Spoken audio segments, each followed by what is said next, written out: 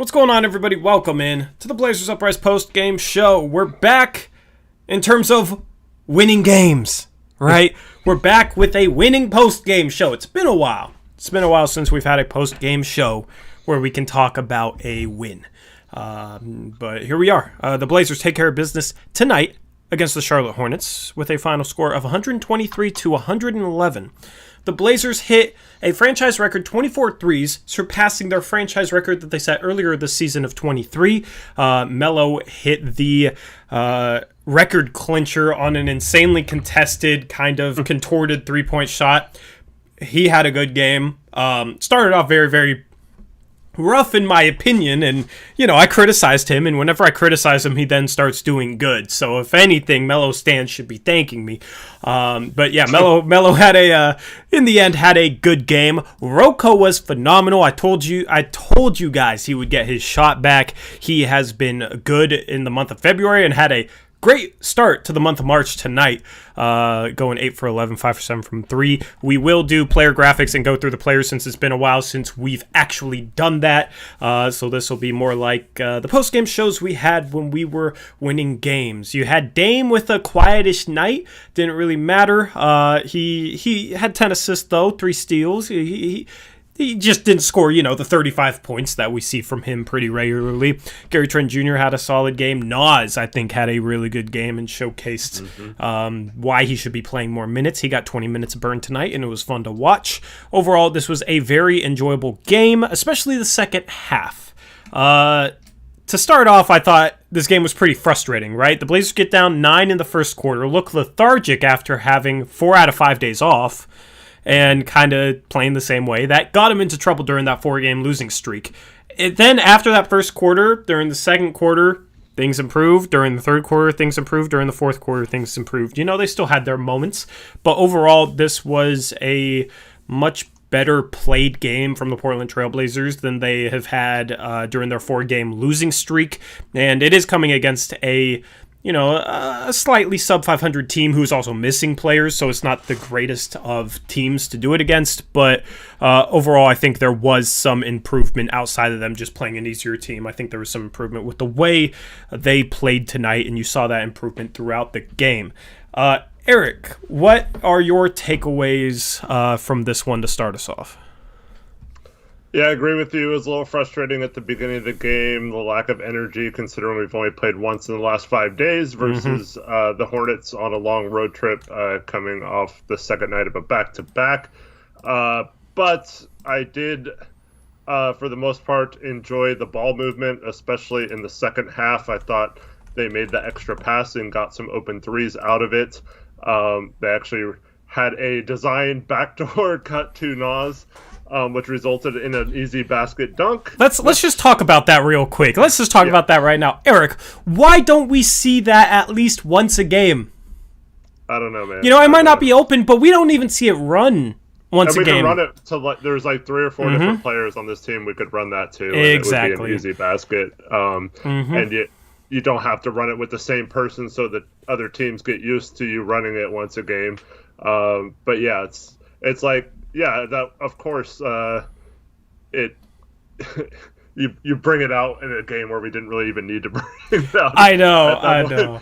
But where was that during the the Laker game or something? Exactly. Get an easy basket when you're struggling to score the whole game. It's just mind-boggling to me because not having those types of actions is a critique of mine in regards to the coaching of this team. And then we see it and it gets us a wide open dunk. Sure, another team might defend that better, but at least we have the chance of getting a wide open dunk, and then you can go into pick and roll. Because I think they probably would have just ran pick and roll out off of that because there's a lot of players kind of around the ball. You know what I mean? You can still run your normal stuff. Just throw in different wrinkles that could potentially get you open dunks. You got some athletes on this team. You got Derrick Jones Jr., last year's dunk champion. Anthony Simons, participating in the dunk contest this year. And that play wasn't even for either of them. It was for Nas, who got up, and we know he can get up. We know he has some bounce, and And that's the thing, when this team struggles to hit threes, which of course they didn't tonight. So exactly to your point, we didn't even really need to pull it out. But when this team is struggling to shoot threes, that's when I wish they had more wrinkles like this that they turn to more regularly that could get them a dunk. And maybe it might be a momentum play and kind of change the rhythm of the game, change the, feeling of the game or whatnot. I don't know. Just that play, and honestly, multiple plays by Nas there that involved Nas was like, we need to see more of that. He got a wide open three off a great ball movement that he knocked down there in the second half. Mm-hmm. They trapped Dame and Canner rolled, and Dame got the pass through to him, and he short rolled, and Nas cut from the corner baseline and got the drop off from Canner and got fouled on the dunk attempt. Those three plays were like, we need more of that instead of just kind of standing around up top. That last one didn't happen. I think your mind's fooling with you, Tori. Yeah, I'm in the twilight zone because, yeah. I was told that we can't run plays like that because no one on our team could handle dumping it off to a cutter on a short roll like that. Yeah. We don't have any players that can do that with our injuries and stuff. So, yeah, and I don't know what I'm seeing, guys. Am I hallucinating? Did we actually win tonight? Is this real? But all jokes aside, just I want to see more of that. We're so much harder to guard when we do that type of stuff, and it will make us more successful against like really good defenses, because tonight we could play any style. They're not a good defensive team and they're missing guys, right? So we could play the normal style of offense we do and could be fine, especially if you get hot from three, which we did. Exactly. But against those good teams, it's a lot harder to have offensive success if you're predictable and stagnant. So a lot of these, there was multiple possessions there in the second half where it was like, why don't we try to do that more against good teams? And that's what we've been saying all season. And I think you continue to see when they do move the ball, when they do throw in the type of wrinkles we ask for, they have success with it. So I want to see more of it. And don't let any of these guys tell you that someone like Cantor can't make that simple of a pass. If that cut by Nas, that's like so easy for anyone. And the problem, there was this play, I tweeted about it in the second half, where Rodney Hood just dribbled the ball. The other four players were standing on the other side, just standing there, not moving. Dribbles the ball. Rodney Hood drives at the end of the shot clock, throws up this left-handed runner off the glass. It goes in.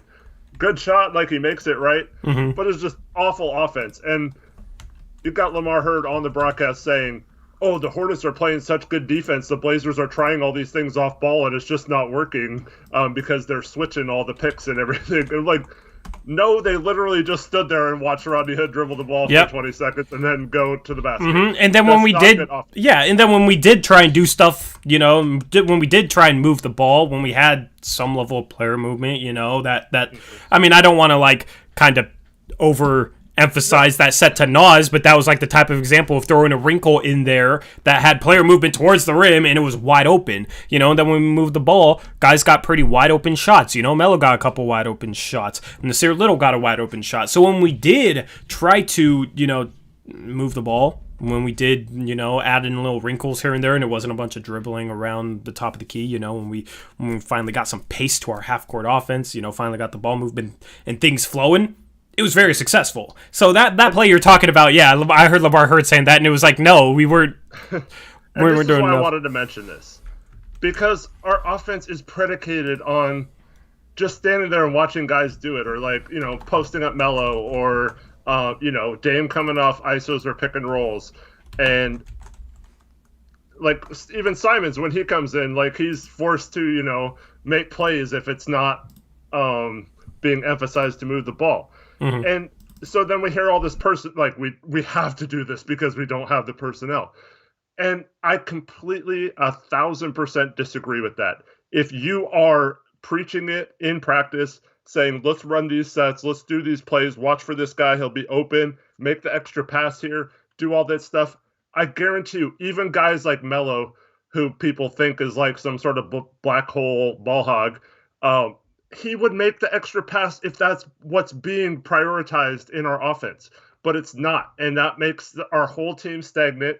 And so you get no ball, you get no movement with the ball, and you get no movement off the ball. So it's it's all these things together, and it's all 100% coaching related stuff that if it was preached to move the ball and share, like Stott says he does tell them to share, but like it's obviously not being like it's not showing in the way he has them play offense. So like I think this team would share the ball. I think the second unit would be great with plays like they ran for Nas with Dame in the game instead of having to run that with Dame, run that with when your second unit struggling to score for a few minutes or something like that. And that's all we've been asking for is stuff like that. And we're now 8-0 when we have more than 25 assists. So it's working for this team when we pass the ball. The narrative that assists don't correlate with winning, 25 or more assists, 8-0, and then we're what when we have less than 25 assists? What are we, like 11 and 14? Yeah. And obviously, you hit more shots, you're going to have more assists, and if you hit more shots, you're going to win more games. But I think there's something hidden there, which is that this team is better when it moves the ball. I think it's pretty obvious at this point. I've seen enough this season to be able to comfortably say that, and I feel like most people would have to admit that if they're being honest. This team, when it moves the ball, gets better shots. And they have, the offensive talent on this team we have such good offensive talent on this team, in my opinion. Like, even a guy like Nas, who's like a fringe rotation player, kind of athletic, raw, small forward, like, he made a couple plays for others today. Honestly, handling the ball, I'm perfectly comfortable with him putting the ball on the floor. Like, I'm honestly, if he shoots a step back three, I feel like there's a decent chance it goes in, and that's Nas. That's like a raw forward project type who wasn't even going to be in the rotation this year. You know what I mean? Like, I don't know. Offensively, I think we have phenomenal personnel. I feel like a lot of people are selling short the types of guys we have on our team, I mean, you just look at Rodney Hood, what he was doing last year, 50-50, like 85 percentages, and can take guys one-on-one. Melo, when he gets hot, is a really good offensive player. When he gets hot, the problem is he has duds too. But, you can maybe say that about like a couple different guys on this team. Roko's one of those. I mean, obviously Roko brings it defensively, but now you see Roko getting hot like he did tonight, and he's shooting the ball better. I don't know, man. Like, I love the makeup of this team. I don't really want to, like, go into all the reasons why I love the makeup of this team I've talked about before. I would, I don't want to get too far away from the game specifically, but I love the makeup of this team. And you see the way they played offense tonight. Obviously, it helps when you make shots, but during the second half, I felt like they got good looks more consistently than normal. They still had some tough possessions, took some contested shots, but here's my theory, all right? And I want your thoughts on this. When they move the ball enough, they shoot a higher percentage on their contested shots, like out of isolation. Yeah. I don't know why that is, but I think there's a correlation there. Yeah, it's because it's not, it's my turn, I have to do this. It's more like, okay, I just made one, but I have to take this tough shot. And if you see the ball go in a few times, it's a lot easier to hit a tough shot than it is. There's no real science behind that, but it's just like a feeling you have that after you see the ball go in, you're more confident the next time you throw it up, no matter if it's a good shot or a bad shot. Well, it just feels like the offense has more rhythm to it.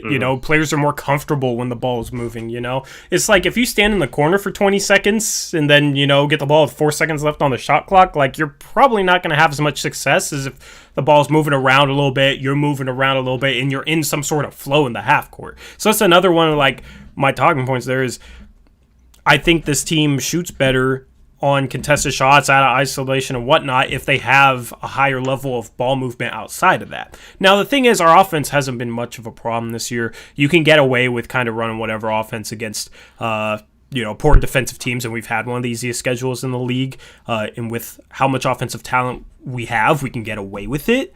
But against good teams, it's struggled. I mean, how much did we score the last 3 games before this, Eric? We scored...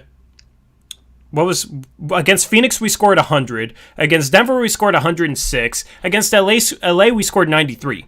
3 good teams, and we hadn't played a good team outside of Philadelphia in a while. That's not good. And obviously it would be a little bit better if we have a guy like CJ, but there's a big drop-off, it seems, this year between us playing bad teams and us playing good teams in regards to how well our offense does. we've had the luxury of facing a lot of bad teams, so I think that kind of plays into the ranking. Yeah, absolutely. And like even scoring 123 points tonight and setting the record for threes. I mean, I don't remember. I often watch this, but I don't remember a single time where Derek Jones Jr. cut to the basket or got like an easy basket tonight. So that's like another wrinkle we can add into that. It doesn't have to be. And we got Simons, who's capable of doing that kind of stuff too. It's like there's so many players on this team that we could throw in wrinkles to get an easy basket for and get them going that way. But there was a point in the first half where Robert Covington was obviously on fire. I think it was 6 for 6 in the first half, and there's a play right after he just hit another shot where we passed to Trent. And he just kind of isolated. Covington just stood in the corner. Trent dribbles, and then takes like a step back, 20-foot long 2-point shot. And he makes it, right? And that's, so you could say like, oh, our offense is so awesome. Gary Trent Jr. scored or whatever. But like, I'd like to see them try to like send Covington off a curl in that situation and reward him for hitting a bunch of shots in a row. Instead, like the rest of there was still like 2 minutes left in the half at that point, and then the next 3 shots were all from Damian or whatever, and it was normal, just like pick and roll. And one of them he hit, and one of them he drove and got blocked, and Cantor got a follow in. So we're still scoring, you know what I mean? It's not that our offense was bad necessarily. It's just like, why do we have to resort back to pick and roll when other things are working? Exactly. Like, why not continue to exploit those things and save the pick and roll? And the less you use it, the more effective it'll be, because teams don't adapt to it as quickly or can't take Dame out of the equation 100% like they do sometimes when they have to focus on other plays too and other players coming off the ball. Yeah, and here, like, say we're healthy, right? With CJ and Nurkic starting and whatnot, and Roko's hot like that. Bro, it could be as simple as you put Dame and CJ on one side of the floor, you have Nurkic with the ball at the top of the arc, and you have Derek Jones Jr. screen away for Robert Covington, coming off that, potentially stepping into a 3. If they kind of overplay him, he has a driving lane to his right hand. And then, if Roko's hot, he draws attention. So if there's too much attention on him, then you then have Derek Jones Jr. go out of that screen for a back cut for a potential lob towards the rim. And if that doesn't work, then you have, Dame, on the other side of the court that you can go run your dribble handoff stuff, stuff like that. Where you're looking for the hot hand in that scenario with something simple. And if he gets attention, you have Derek Jones Jr. as a lob target, backdoor, if there's too much attention given to Roko coming off that screen. And if not, you can run and hand the ball off to Dame. You know what I mean? And then work from there. So I would like to, when Roko's hot, I would like to see that, and with Gary Trent Jr. is hot, I would like to see that. Because here's the thing. You got Dame and CJ on one side of the court. Those guys aren't going to help for like a Derek Jones Jr. back cut.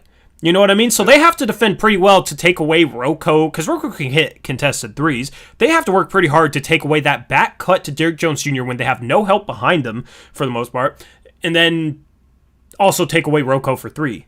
And that's where, Dame and CJ might be able to take a possession off, which would be nice, so stuff like that I would like to see. Obviously we don't have CJ, we don't have Cantor, but we could still try and do those sorts of things. But Roko gets hot, and then it's kind of isolation, and Gary Trent Jr. hitting a tough long contested 2, and nobody has a problem with that. It's just like we could we could look for Roko first since he's hot and potentially get a dunk out of it because the attention teams would give to Roko. And then, if neither of those work, then you can resort on the step back contested 2.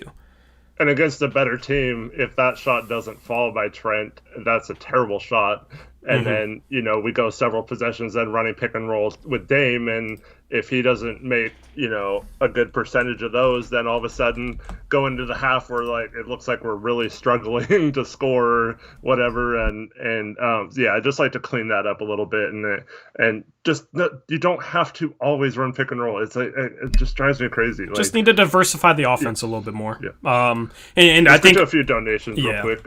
Okay. Go ahead if you want to finish. Well, I just think tonight showed how we can be successful diversifying the offense a little bit more, and that there's no reason we can't do it. Yep. The football nerd had a 50 rupees donation. Said bad night for assists are overrated, folks. Yeah. I've never understood that. Like Tori and I have never once said we have to lead the league in assist or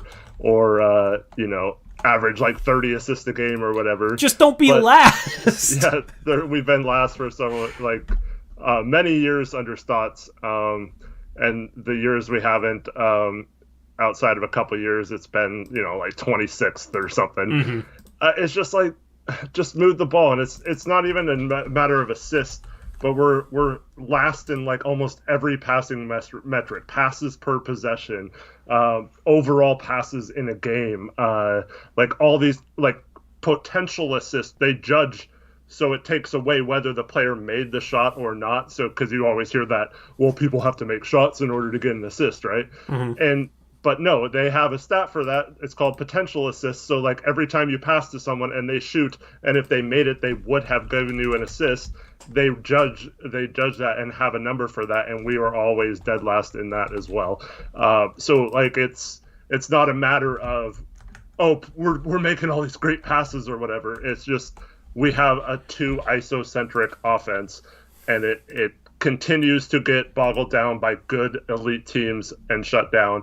And until we diversify it, like you said, it won't matter when we play tough teams, because we don't do enough like we saw tonight in order to do that. Yeah, I mean, just a good contrast of different styles, and I feel like, I don't know, we preach it all the time. It's fun to watch too. From a fan perspective, not from like a competitor. Obviously I want them to move the ball because I think that's what's best for the team and I want the team to win. So like from a competitive standpoint, I want them to do that. But from a fan standpoint, it's so much more enjoyable to watch if the ball's moving. Mm-hmm. It's so much more enjoyable to watch. And if the team's, getting out in transition, because I also thought the team, I don't know if the fast break points represent it, but it seemed like during the second half, at least, this team tried to get out and run a little bit more than normal. We only had 13 fast break points. I don't know what our average is, but there was a couple different possessions where we got out and ran. And it's just like that type of stuff is fun to watch. It's entertaining. It's much better than watching guys kind of stand around the arc and dribble the air out of the ball and then shoot a contested shot, even if they make it. I'd rather see beautiful ball movement leading to a wide open Nasir Little three. That's fun. So I really enjoyed watching that second half. There's games where we win and I don't really enjoy watching the game. I enjoy watching the game in general, but there's games where it's like, we're overcoming the way we're playing right now, but like this wouldn't work against the Lakers or the Clippers. We're just lucky we're playing a bad team tonight. Whereas tonight, at least during the second half, during the first half, I kind of had a little bit of that feeling. During the second half, I really enjoyed watching that second half. So let me know. Let me know if you feel the same way, chat. I'm curious what you guys feel. I'm making the graphics right now, so I might miss some donations and some things. I'll just go through them then. So Henry Hall had a $5 donation, says, Eric, if we didn't have a bottom 3 defense and we're a bottom 3 in assists regardless of coaching, what do you think our record would be? I mean, there's definitely, 3 or 4 games I can think of where I think we would have won if our defense was better. Mm-hmm. But, I mean, I think we would be right up there in terms of record with, like, the Lakers and the Clippers in that 2-3 range, even with the injuries, in my opinion, based on how easy our schedule has been to this point.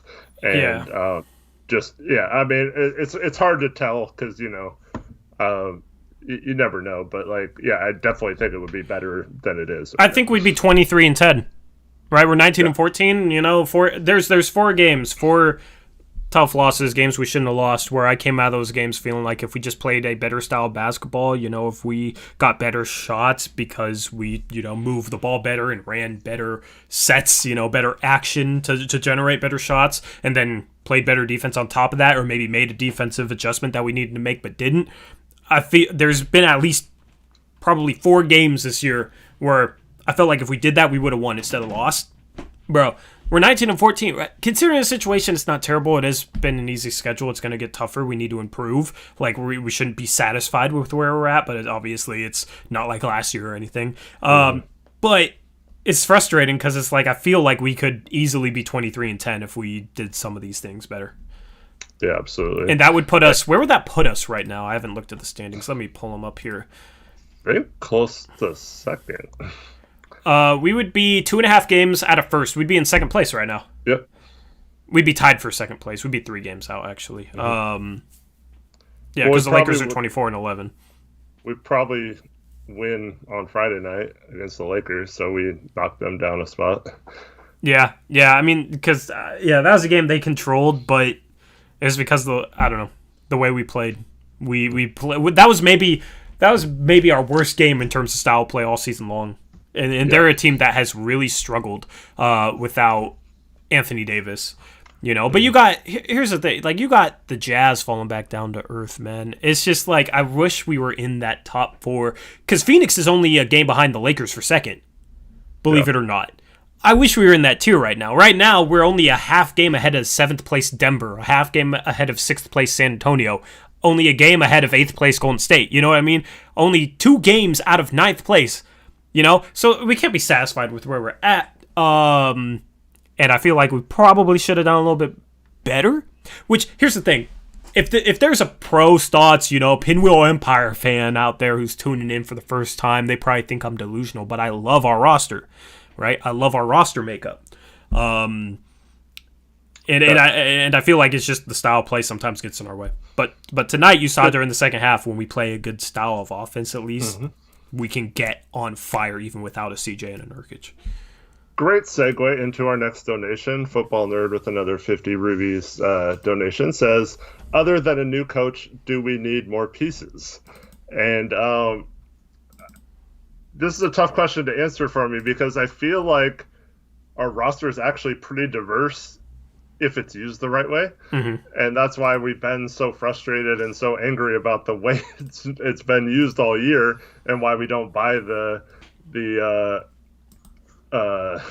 personnel excuse, because I feel like people just discredit everything that these players are capable of doing just because they want to defend the coaching and for him not implementing anything in 4 years of like trying to beat a trap and stuff like that. Mm-hmm. So they can't explain why we haven't done a single thing to adjust to it other than Dame shooting from deeper in the court, which isn't a coaching thing. It's not like Stotts was like, Dame, you know what? I want you to work on your 40-footers this summer because that's the only way we're going to be able to beat the trap, right? So I feel like, it's common knowledge on this channel that you and I were not happy with the Derrick Jones signing, and it was because we don't feel like a player of his skill set is the perfect player in a Stotts offense, mm-hmm. where you need to be able to shoot the 3, and that's more important to me than a lot of other things. But like under a different coach, like he becomes a much more valuable piece, and he's been, decently valuable this year, even despite that. So, it's hard for me to say for sure what other pieces we need necessarily. Obviously, we have guys like Rodney Hood that in a perfect world would probably not be playing much, if at all, this year, and we'd give those minutes to someone else. So there are some other factors here, I guess. But here's the thing with Hood, he did have a decent game tonight. Yeah, no, I'm not saying he's not capable of having good games, but he probably hasn't earned those minutes based off his play this year in particular. But once again, if we used him differently than we've been using him, like maybe he performed better as well. I feel like he has to take a lot of tough shots, honestly. I feel like that kind of hurts it. Like his shot quality to start last year before his injury was a lot better. Just, I don't know if it was product of him playing next to Dame and CJ or what necessarily it was, but it seemed like he got easier shots last season. Yeah.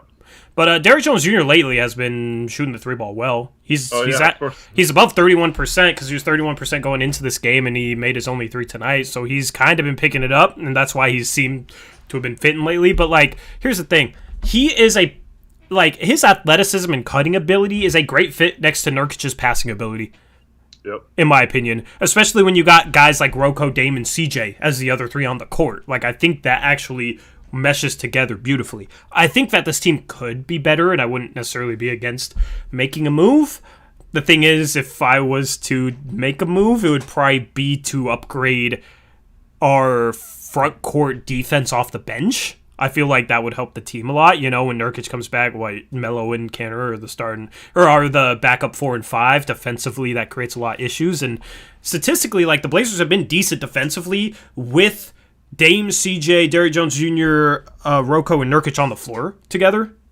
The problems when everybody was healthy was the bench lineup would come in, be super stagnant, and then give up a ton of points. So honestly, if I'm Olshey and I'm seriously considering a move, it would be for upgrade defensively at least one of the 4 or 5 spots off the bench, if not both. So that might look like, I don't know, if you have a minimum contract backup center that you could bring in to replace Cantor, it might look like something like Hood, Cantor, and a couple distant future seconds for Thaddeus Young or something like that. A playmaking 4 who can play defense off the bench, and then obviously you need to replace Cantor's spot. But I think Nas would be ready to replace that backup 3 role. And Anthony would end up being out of the rotation. CJ would be back, and you'd stagger Dame and CJ. So you still have a deep team there, and I don't know. I wish Giles showed me more, so I could be more comfortable with going forward with him as the backup center. But that would be like the type of move, right? That's just a random move thrown out there off the top of my head. There's not many moves available. I don't expect much to happen. That's why we haven't really talked about it. We talked about a lot more last year, if you guys remember. But yeah, no, I like this roster makeup as is. I just think like the one biggest weakness is that bench lineup is very bad defensively when healthy. Yeah, and part of that is, in a perfect world, Collins would have been back a month ago, and he would have been our defensive guy that he just plug in. So if you need defense, you plug in Collins. If you need offense, you go with Cantor. Or Collins is certainly capable of scoring sometimes too, and I think if he's ever healthy, he would be the perfect answer to that problem you present without even making a trade. But yeah, it's so tough because I think they can get away with doing even when we're healthy. I think we can go get away with playing the bench the way it was, but we just have to play differently, I think. And I think they've had some success with the last couple games. Like Roko's been coming back in with the bench unit in the second and fourth quarters, and so maybe subbing him out early, putting Melo in, get Melo his minutes there, and then Melo sometimes plays better with the starters too than the bench. So and then you have Roko and Cantor in the second unit instead of Melo and Cantor, just to kind of split those two up, or do the opposite with Nurk and Cantor when Nurk comes back. Sub Cantor in early in the game. Nurk comes back in with the second exactly, unit. And then you feature his playmaking and in passing a little more to help spark that ball movement since you don't have both the Dame and CJ on the floor. Yeah, I mean, there's ways to work around it. So, and that was an idea we had 3 games into the season. That's what we were saying they needed to do. So it's not like we're just coming up with that now. But. Right. And then welcome to Gordon, became a starter member. Thank you, Gordon. What's up, man? How you doing tonight? And Anime Jake had a $5 donation. He says, it just faded on me. Where was it at? He said, but Eric, less passes mean less turnovers, which mean less chances for the other team to score. That's been the argument. So shout out to Thomas who had this tweet. That's where I got the data from on the 25 plus assists. But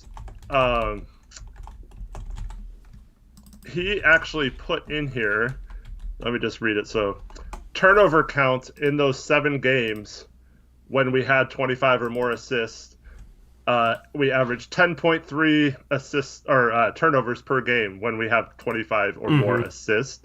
In the games where we don't have 25 assists, we're averaging 11.5 turnovers a game. So we actually average more turnovers when under 25 assists than we do over 25 assists. Yep, so there you go. There's some cold hard facts. That's what we bring here. We bring the facts.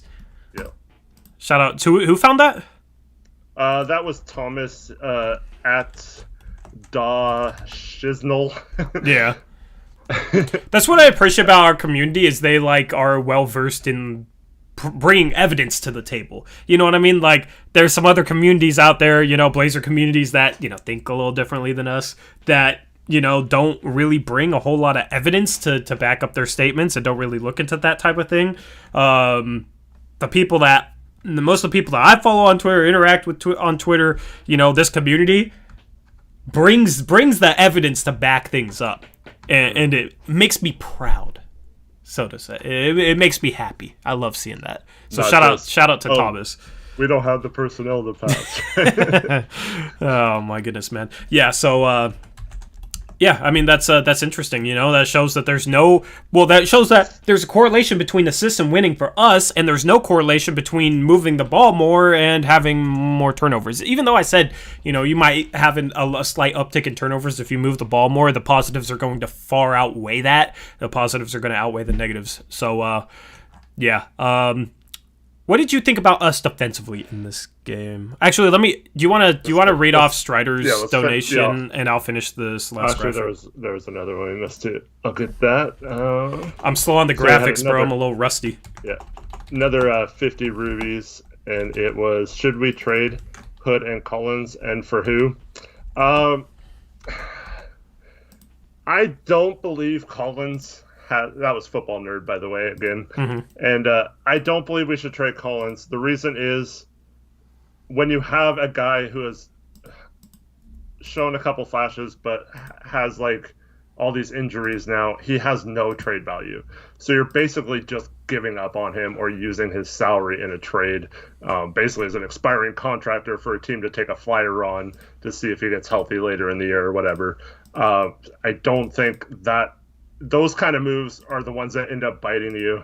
And if Collins is healthy next year and plays well, then you're going to be okay, so who do we get for him? And people will be killing Olshey, you drafted Collins with the 10th pick and then you traded him for this person who left after one season, and then now look at Collins, we could have had that production on our bench or whatever. So I'm not in favor of trading injured players, especially young players that if it's just a matter of if they get healthy or not. Unless, I'll put a caveat on that, if Neil Olshey has determined that Collins is not going to be re-signed after this season, then you absolutely get whatever you can for him now. But I'd be really surprised if, as much as he has pumped him up in the past, that he would just let him walk at the end of the season. So in terms of Hood, is pretty much the only player you could say right now that has a decent enough contract to match salary in a trade and not be a huge loss out of our rotation, especially once we get guys healthy. Based on what he's played, I mean, obviously he could still turn it around and be better, and he probably will be better next year. So I wouldn't have a huge problem if they looked at moving Hood, because that's probably our most movable trade piece right now, especially since it's a non-guaranteed contract, so whatever team traded for him could use it as an expiring contract. So I wouldn't have a problem with it. I don't think it's a very high chance we make a big trade like that using any of our guys other than some smaller salary guys. But let me list the reasons why. You want me to list the reasons why it's unlikely we make a trade? Sure. Because I got them on the top of my head here. One, we don't want to go into the tax, right? So normally you could trade out, Derrick Jones Jr. and Rodney Hood. That's like 20 million, 21 million, and bring back a player making 25, 26 million because it matches. But that would put us into the tax, which I'm pretty sure we're not going to pay no matter what.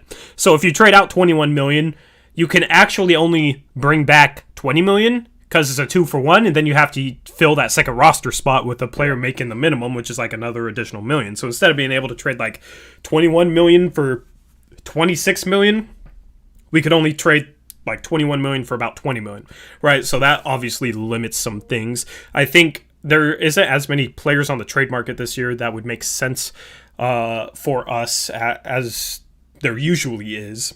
Mm-hmm. Okay, and then also we don't have our pick this year, and that's like protected many years into the future, and like so we don't really have the ability to trade a future first. We could maybe try and work something out with Houston, but that would be very complicated, so we also don't have that sort of flexibility.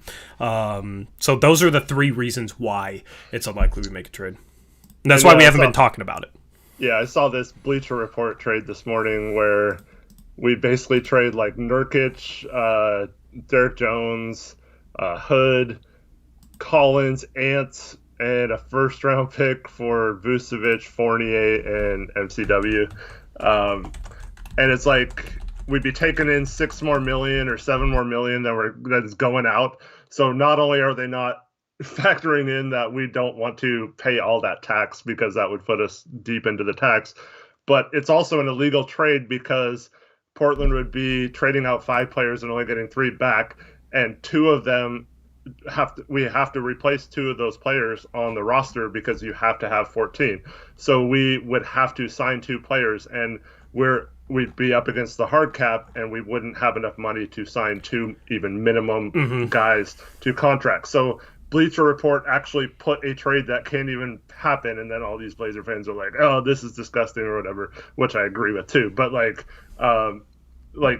just be weary of that. Any trades. That's why, when the Harden thing came up, or any player making above 20 million, I just think it's completely unrealistic for us this year to go after those players. Here's the thing. Yeah, we can go into the tax a bit. Yeah. I just don't think ownership wants to, and I think we will decide not to no matter what, right? We can't go more than about 6.5 million into the tax because there is a hard cap line there that got put in place when we used our full mid-level exception on Derrick Jones Jr. So there's a difference between the hard cap and whatnot and the luxury tax, and that is it. Bro, we've barely discussed trade rules or anything, and that was kind of our that's an area of our expertise, right? And a lot of you may be new to us this year. We've barely discussed it just because I don't think the Blazers have. I don't think they're going to make a splash, and there's not much out there. So we've barely discussed that. And trust me, we love talking trades. We love CBA stuff. We're complete nerds when it comes to that kind of stuff, salary cap and all that good stuff. But yeah, I feel like it's kind of pointless to bring up. Of course, if they make a trade, we'll be the first ones to go live and have you guys covered on it. Well, if it's on deadline day, we'll have a trade deadline stream going pretty much all day. So I just meant the Ariza trade last year, which is out of the blue. We'll of course cover it for you guys. But here's the thing: a lot of those trade ideas in the past was to get a guy like a Robert Covington. Now we have a Robert Covington. You look at the way Robert Covington played tonight. That's what we needed out of a starting forward, and that's what a lot of trades were aimed at getting. So honestly, there's only one starting spot that I would look to maybe upgrade, and that would be Derrick Jones Jr. But I think Derrick Jones Jr. is serviceable, is fine, is much better than Kent Bazemore. Ariza was a pretty good starting forward for us, so I don't know. Ariza I wouldn't say Derrick Jones Jr. is necessarily better than Ariza. What Ariza did for us last year, but overall, that's our weak link, and it's better than it has been in the past. And we at least got one starting forward that is basically the perfect fit for us. Because Aminu, Harkless, they played defense but had some flaws. I think they were underrated, but they still had some flaws. Robert Covington, he's struggled to shoot the 3-ball this year, and people have kind of been freaking out and whatnot. I told y'all, watch, he's in a slump. Once he breaks out of it, everybody's going to love him, and he's going to be phenomenal for this team. And what he did tonight, I think you could easily make the argument that he was the best player on the floor. It was him or Melo, right? Because Melo, bro, I didn't realize Melo had 5 steals tonight and 2 blocks. So, I mean, Melo, I don't know. Melo made some defensive plays. You know, Robert Covington is just consistently solid. Melo, it's like more like he'll make a really good defensive play and then he'll make a really bad defensive play, so he's more consistent. So you can't necessarily just judge it off of steals and blocks. Obviously, there's much more defense than that. But, like, when you're able to have a forward off the bench and a forward in our starting lineup be the 2 best players in the game, that's something we wouldn't have said in previous years. He had those swipes working tonight. Yeah. But there was one play that... I'll bring it up now since you mentioned it. There was one play where someone drove and Melo recognized the corner shooter was wide open, and he sprinted out there and intercepted the pass right before the player caught it. And that was just a tremendous effort and great read by him, knowing that the pass was going to go to the corner, and his hustle basically created a steal that wasn't like a fluke steal like some of his other ones were. That was just a pure effort play. And this is another thing that you and I have talked about before. You can be bad personnel-wise on defense if you have players flying around and making effort plays like that, because you get a steal and all of a sudden you're creating turnovers. And look how it led in the second half. We got some open threes on some fast breaks. We got a Nas dunk on a fast break. And those were caused by turnovers and steals on the other end. And those kind of plays can be the difference between being like 29th in defense or moving up into like the late teens, early 20s if you're just making a couple of those type of plays a game instead of him kicking out to an open shooter and them hitting a 3. Yep. Shout out Gordon to Singapore dollar. I looked this up. To Singapore dollar donation. He said, what was the Casey Holdahl tweet about? I don't know. I'm just kind of... I don't know what Casey was tweeting that about, but Casey Holdahl tweeted out something... Just for the record, it was like, just for the record, these guys don't care about our opinions. It's like, what? Why in the world are you tweeting that? So I quote tweeted it and I said, so you're admitting nobody cares about yours or something like that, just trolling him? Like, I don't know, bro. It's like, bro, let people give their opinions, man. I don't understand. Like, I don't know. That just comes across a little bit self-righteous to me. Like, nobody's saying that the players in the middle of a game are caring about what Dame's GOAT is saying on Twitter. You know what I mean? Like, or what Javo is saying on Twitter. He's probably triggered that I said it like that, but... Fentress had a good point that the players have brought him up several times. Exactly. And you have, like, Harry Giles has responded to people on social media. Nurkic has. Like, I think they might care a little bit, but I don't know.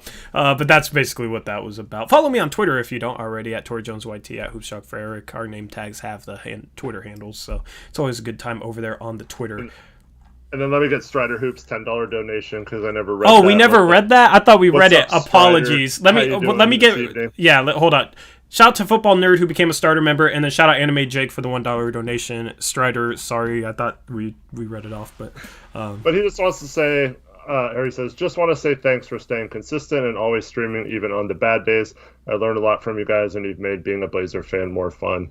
We really appreciate that, Strider. Thanks for always watching, and. It's almost become therapeutic, even on the really bad games. It's like we vent and, it seems really negative and stuff like that. But, like, I feel way better going to bed at night than I would before Blazers Uprise existed and just, like, be fuming and not having anyone. Yeah, because what would it be? We'd get on Twitter and argue with, some other randoms and everybody disagreed with us. And I don't know. That's basically what it used to be. But, yeah, it's a venting session. It's a therapy session. Or it's a celebration. It's one of the two. In a loss, it's a therapy session. In a win, it's a celebration. But I appreciate that. We love... I know you feel the same way, but... I love when people say that they learn stuff from us about basketball. That's dope. Because that was kind of the goal, right? You have two different niches of media. You have kind of the typical, old school stuff. The radio, newspaper, whatnot, right? And they kind of gloss over things and it's kind of surface level. And, you used to have Talking Ball as a post-game show for... after games and they dove into X's and O's a bit. I kind of miss it. And then it went to Blazers Outsiders, which doesn't really do that at all. And they moved away from that. So I felt like there's always a niche of where people would want, more analytical, in-depth analysis, and it wasn't being filled. So that's what, we've tried to do and step in and fill that niche. So whenever I hear that people have learned from us and like the way we break things down, it means a lot, because that was definitely one of the goals with starting this channel, is to be able to fill that niche and give that type of content. And I'll continue to say this until it changes.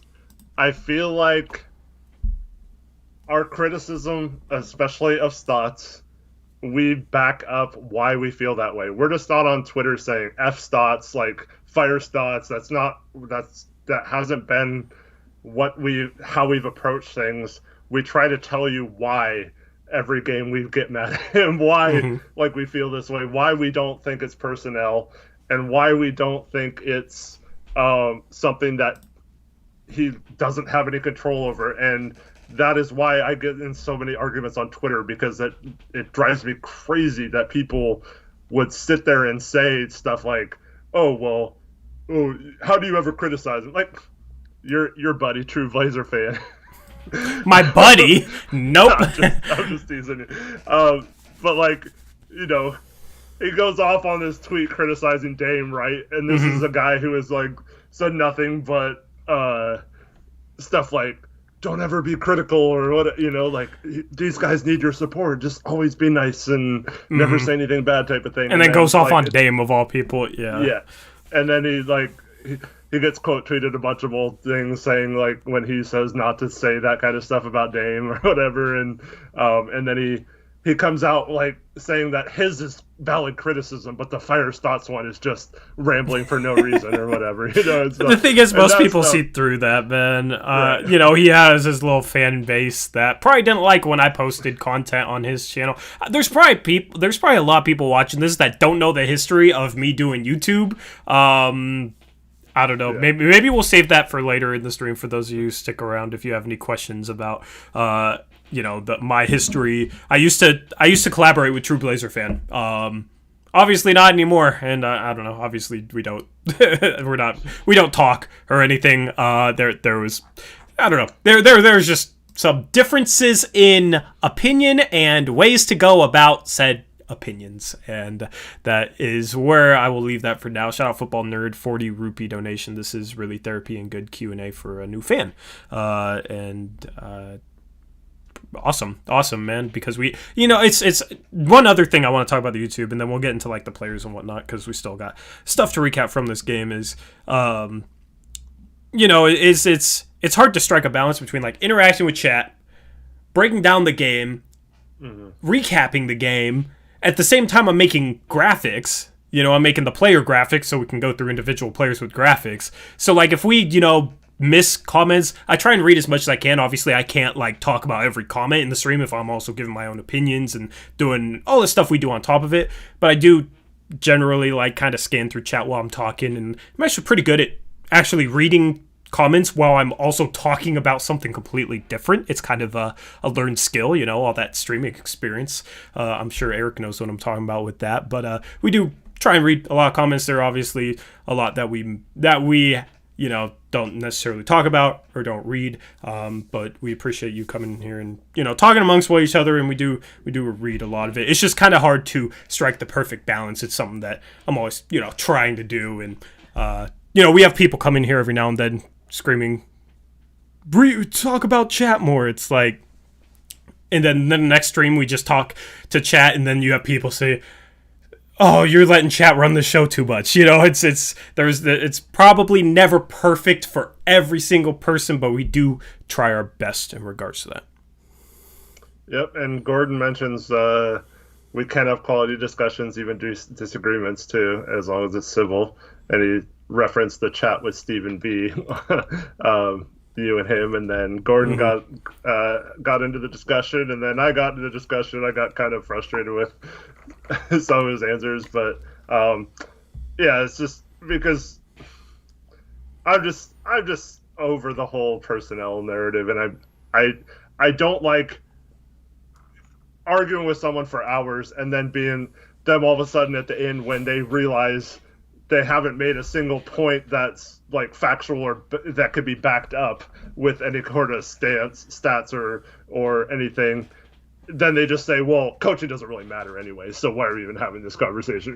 Like, it's like, well, why are you arguing so heavily against what I'm saying then if you don't think coaching matters? Like that's a completely different conversation. So, and that's happened almost every conversation recently where it turns from, like, you bring up all these points and then they're just like, well, stats doesn't really have that big of an impact on the game anyway. It's like, so why are you arguing? It's so hard, man. Yeah. I don't get it. Yeah. So, yeah. And my guy, Rich Finley, we were talking during the game on Twitter, and he said he hate watched or listened to the Blazers Edge podcast today, and he felt like they were directing it all at us the entire time. What, the anti-Stotts crowd or the Blazers Uprise crowd? No, like us in particular. But yeah, I mean, we're obviously the face of that, So, but he said it was basically all about how the personnel is wrong and bad, and that the coach, all he does is manage minutes, so he can't do anything about his personnel, and the way the players play is up to them, and their agents factor into what they want to and how they play, and people just don't realize how tough of a job it is to manage all these egos and all that kind of stuff. So once again, all superficial stuff that doesn't really like make sense in an argument over X's and O's. But yeah, if me and you did an hour-long stream with Dan Meringue, you know how much that would blow up. Like Like, I know pretty much everybody subscribed to me would probably be tuned in that whole entire hour. Yeah. Like, I know you guys would love. I know you guys would love that, and I would love, bro. That would be something else, because me and Eric aren't really fond of Dan, and he's definitely not fond of us, and we are very strongly opinionated people, and it would get interesting, so to say. Mm-hmm. It would be the most successful fan podcast in Blazers history. Not necessarily because Dan is, the post-game host. You know what I mean? If we go on with Joe Simons, I'm not sure many people are going to be too interested in that, just because of the opinions that would be discussed on that would be very interesting.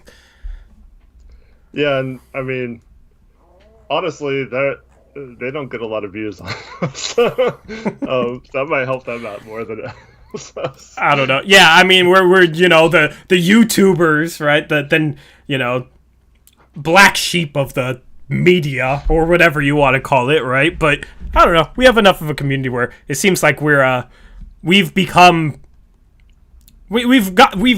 rented some rental space in some heads around the media, so to say. So I don't know. It's fun. I appreciate you guys making that possible, because obviously you guys are a big part of that.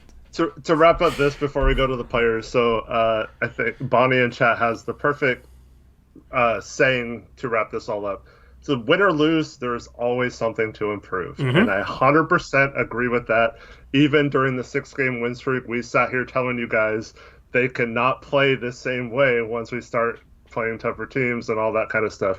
So I just hope you appreciate, mentioned in Strider's donation, or whoever donated, I forget who it was, but someone said we were consistent with what we said. And I hope you guys can appreciate that.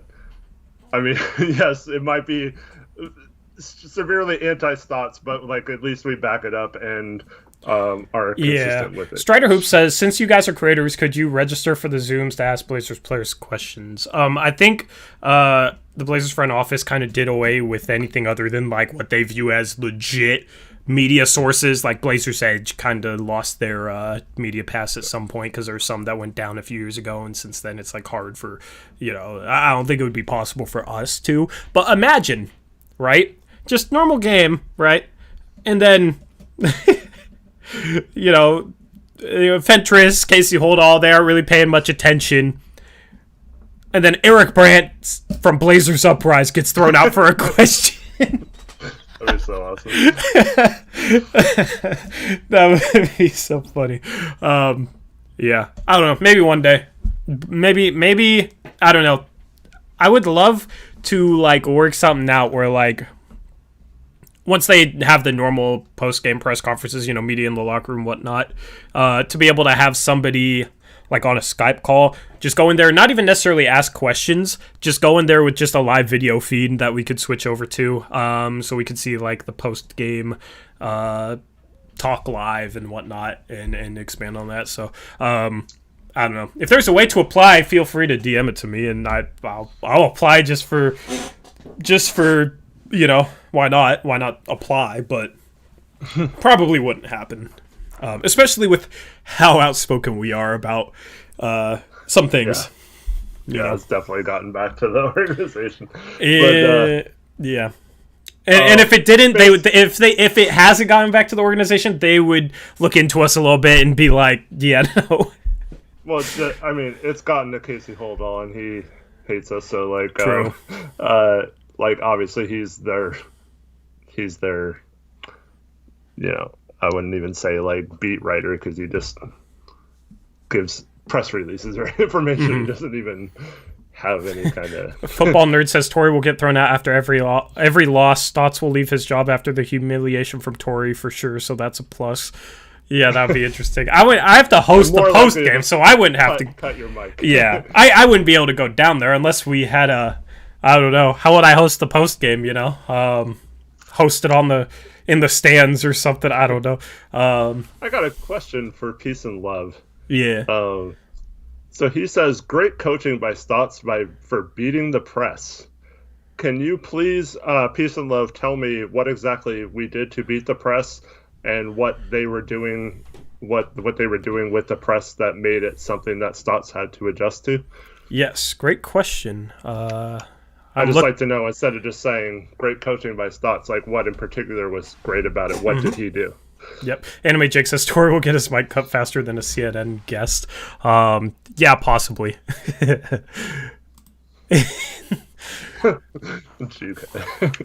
Next up, we got Eric Brandt from Blazers Uprise. Terry, why the F do you keep running drops game? It doesn't work. How many times do you need to see Devin Booker score against drop scheme to stop running it, Terry? Just be super condescending. Oh, man. But, like, I don't know. It'd be harder for Terry to bully us like he bullies Dwight or something. I don't know. Because you got to ask questions in a certain way where if he, like, is snarky about it and makes him look bad. I don't know. Nah, honestly, if we were able to ask questions, we would be, like, respectful and whatnot. But we would. Oh, of course, yeah. We would ask him hard-hitting questions. It'd take me a little bit to like not get nervous asking questions, bro. It'd be like just so new to me, and those guys have done it for years. That's why you have a guy like Aaron Fentress who has no shame about asking Derrick Jones Jr. why he yells when he dunks. You know what I mean? It's not like it's a high bar, so I feel like I'd settle in, you know, generally quickly.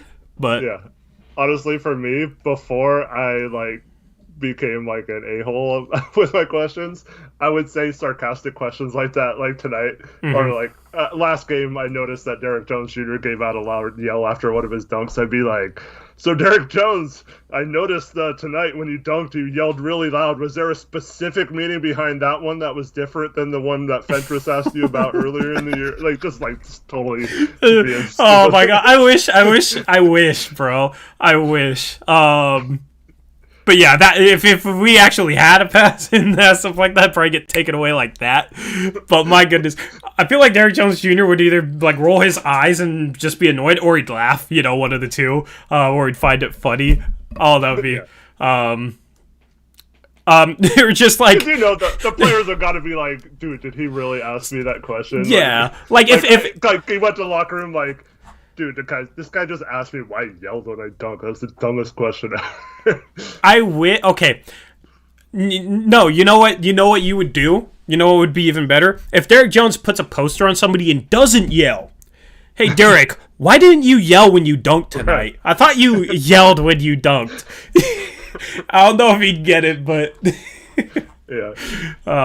But I would just be waiting for like a moment like that where I could just say something really, really stupid that was making fun of someone like Fentress. Yeah. So Peace and Love said, great coaching by Stotts for being the press. You asked him what specifically Stotts did to break the trap. His first sentence is full court press. To beat getting trapped, he full court pressed. I don't really get that. I think he's saying they full court pressed, which they did a few times. It wasn't like it. Player positioning, getting ball to the open shooters. What specific about the positioning did you like? You know, was it a 2-guard front? Because I hate the 2-guard front. But also, here's the thing. If you liked what he did tonight with being the trap, why, when he doesn't do this, do you not criticize him? So to say. So that they did trap. What happened was we had to stand there. Oh, are we lagging? What's that mean? I don't think so. So we had to stand there.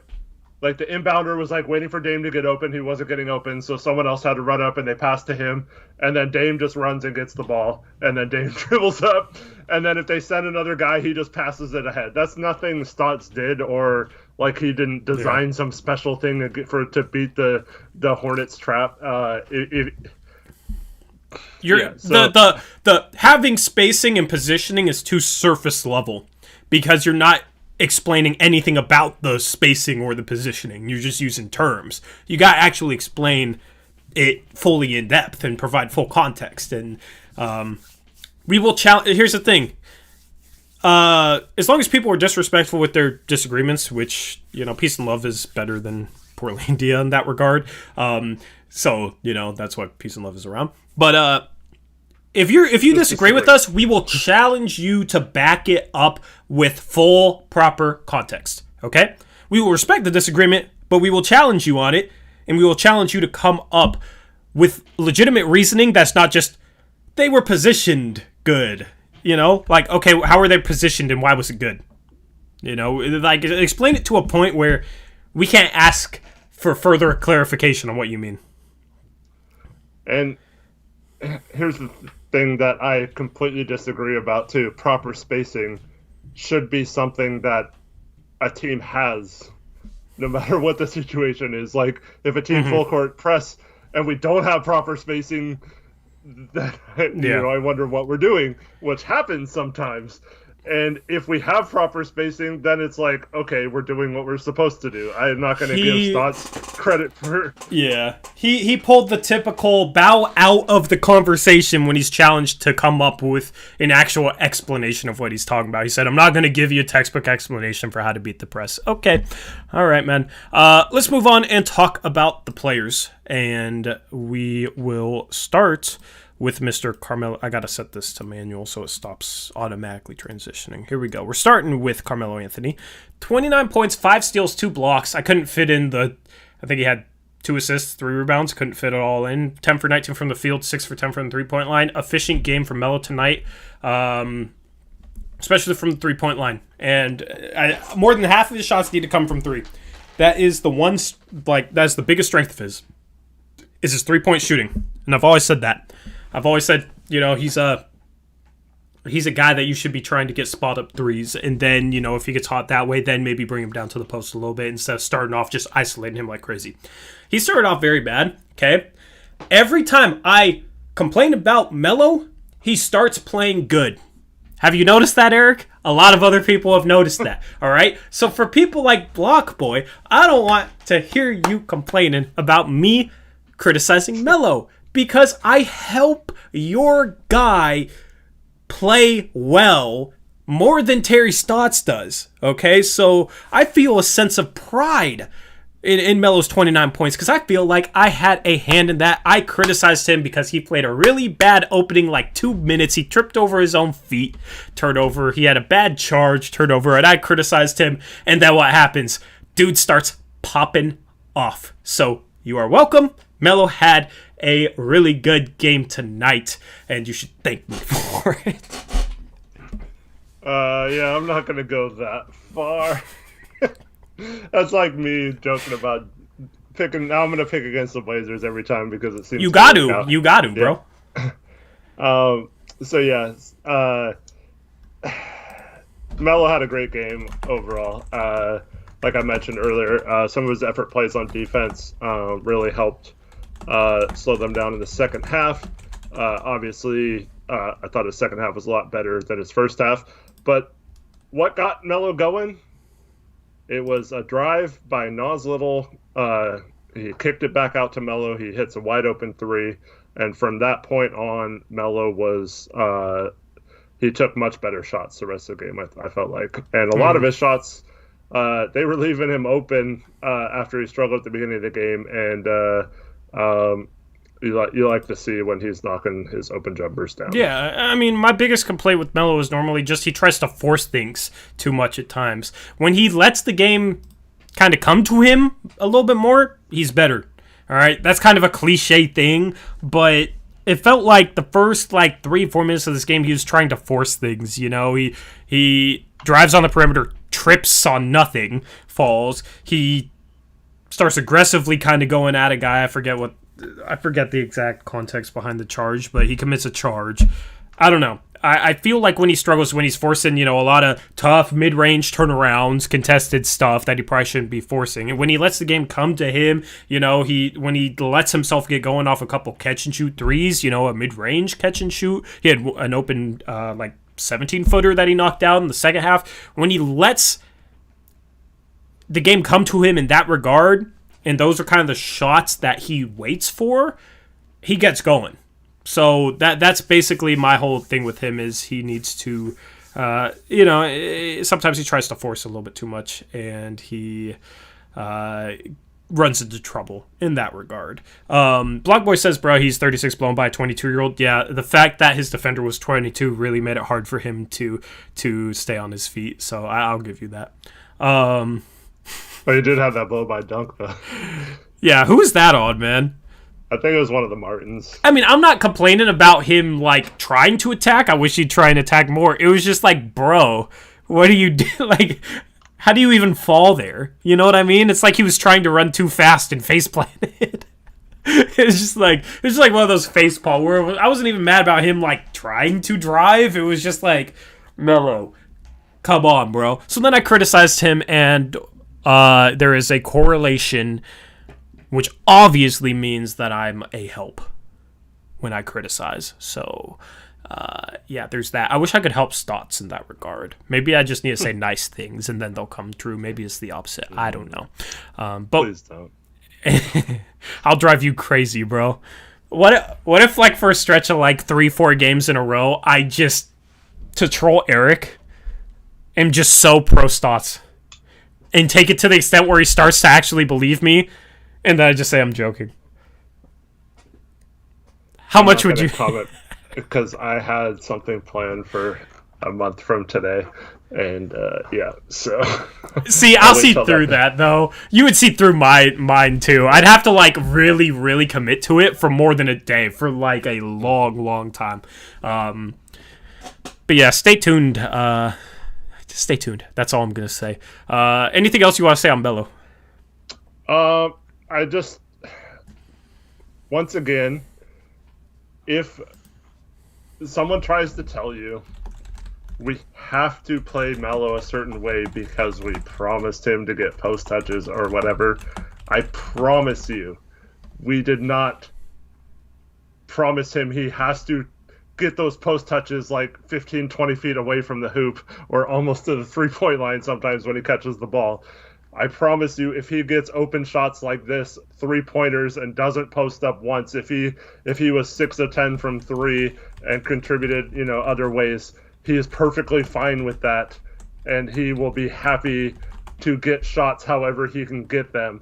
So don't let anyone tell you we have to run offense through a certain way and we can't get him better shots within the offense by running plays, because I still feel like tonight shows if you get him quality looks, this guy can still be a major factor. And if he's bringing the defensive in with that, this guy's definitely has something he can give this team.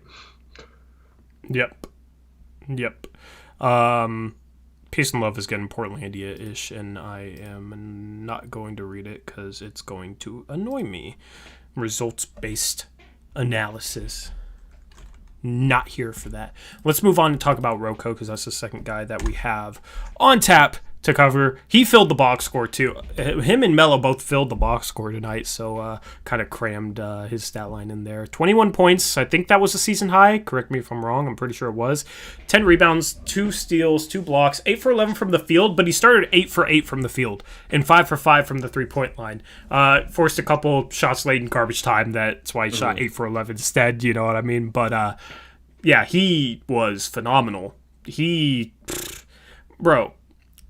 He is the type of guy, and I said this, he's the type of guy who he'll have a month where he struggles shooting, and then he'll have a month where he's like 43%. And he's like streaky, he's not streaky in terms of like a really good game, really bad game, really good game basis. He's streaky in terms of like a really good couple of weeks, a bad couple of weeks shooting the ball. The problem was, like, to start the season, he was struggling to shoot the ball, you know, and that's when he had his kind of lull. And if that lull happened in the middle of the season and he still remained at like 36, 37%, nobody would be freaking out, right? But because it happened at the start of the season and 20 games in, you looked at his 3-point percentage and it said he was shooting like 29%, everybody was freaking out like, dang, Roko, why do we even trade for him? You know what I mean? But in the month of February, let me look this up. I'm on a stat page here. In the month of February, he shot... Where is it at? Hello? In the month of February, he shot 37% from 3. Okay? In the month of March, he's shooting 72% from 3. So it's going up. Yeah, obviously it's not going to stay there, but he's shown improvement in terms of his 3-point shot. He looks a lot more confident. His release looks smoother and more consistent than it did earlier in the season. You know, that weird thing he was doing with like his grip on the ball or whatever. He's not really doing that anymore. That LaMelo was doing tonight, you mean? LaMelo was doing it now. Yeah. The thing is, LaMelo's been hitting threes. We need to talk about hit. Okay. I feel like we played terrible defense on him, but we can talk about that after we get through the Blazers. Roko just... He looks a lot more confident shooting the 3-ball now, and it looks a lot more comfortable, and his release looks more consistent. So I would expect him to continue shooting the ball well. He's also finishing better around the rim. And, I mean, it's another guy. I mean, he's not the most athletic guy, but, like, if you get him some easy baskets, driving to, cutting to the hoop and stuff, because teams just think he's going to camp at the 3-point line. So you can definitely take advantage of that. Yep. But there's ways to get this guy involved. I just feel like, I mean, we saw last year Houston, he shoots 31% in the regular season, and then playoffs, all of a sudden he shoots 50% over the course of 3 series. So it wasn't a huge sample size either way, but it was about the same. And then, I don't know. I feel like a guy like him, we just say camp at the 3-point line and make your threes if we kick it out to you. I feel like, like we talked about earlier, if you get these guys involved in other ways in the offense, whether it just be touching the ball and passing every once in a while, I feel like it gets them going. And I felt tonight we had several plays where we moved the ball well and had players involved. Yeah. And I felt like everyone got in a better rhythm because of that. I just wish we had like sets for 3-point shooters like that we could run for specific guys, right? Like, you know, if Roko's hot, we can plug Roko into the shooter role and have a couple of sets that could free him up for 3. And if Gary Trent Jr. is hot, we could plug him into that shooter role in that set, into the same spot we'd plug a hot Robert Covington in, and we could potentially get Gary Trent Jr. an open 3. You know what I mean? And just who is in that shooter spot depends on who's hot, who has it rolling, but it's like the same sort of sets that try and free up a hot shooter in that regard. Because your mom has a great point, and Stas needs to make more plays for him. And yeah, when he's hot like this, I would like to try and get him another open catch and shoot 3 if he's hit 3 in a row. You know, he hit 5 in a row to start this game. So I thought that's something that we could have done a little better if we maybe had some sort of set or some sort of action we could have ran to maybe get him an open 3-point look after he started 5 for 5.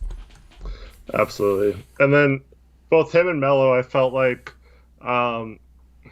it wasn't just their offense, obviously, with the steals and stuff, but Roko in particular had several plays where we turned the ball over and it was like a live ball situation going the other way, and he got a deflection or a steal, and that completely saved us from being down a lot more than we would have been at half of this game and having to make a big comeback in the second half versus being tied at halftime. Yep.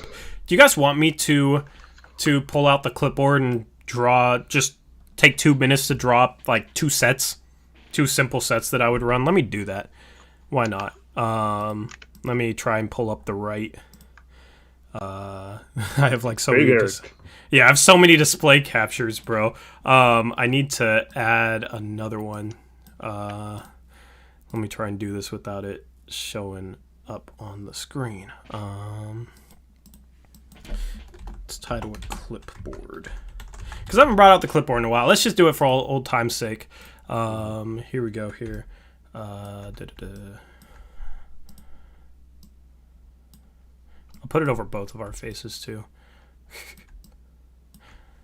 And so while you're doing that, Lorenzo Gaines says Roko is not the type of 3-point shooter you actually run plays for. You guys are getting carried away.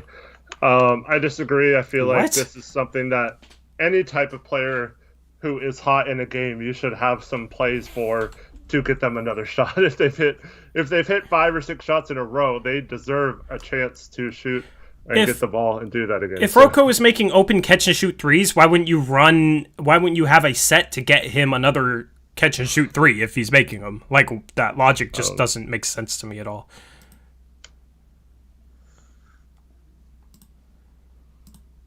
Yep. Let me make sure. Whoops. Okay, sorry, I'm still setting this up. It's been a while since I broke it out. All right, here we go. Just a couple of. Let me make sure it's set up right. Once I have this set up, I won't have to worry about doing this too much. Just need to get it set up. So bear with me.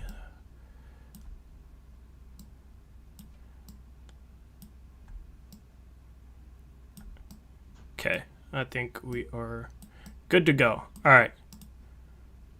Boom, there's the good old clipboard. All right. Simple set. I'll do it on the right side here. I'll do it with red since we're red. All right, especially with Nurkic back, this works. This is kind of the set I was talking about earlier. And this is barely even a set. Right? But if Roko's hot, Roko's the power forward, Derrick Jones Jr. is a small forward. Just have Derrick Jones Jr. screen away from him. Have Dame or CJ over here, right? These defenders are not going to leave Dame and CJ. You know what I mean? If CJ's defender goes down here, try and zip it over the top to CJ to either shoot that 3, or if the defender closes too hard, he has a baseline drive, right? So these defenders, like, if they help too much with this, they're probably going to get burned. More likely, they'd kind of stay pretty close here. So you have this whole side of the floor.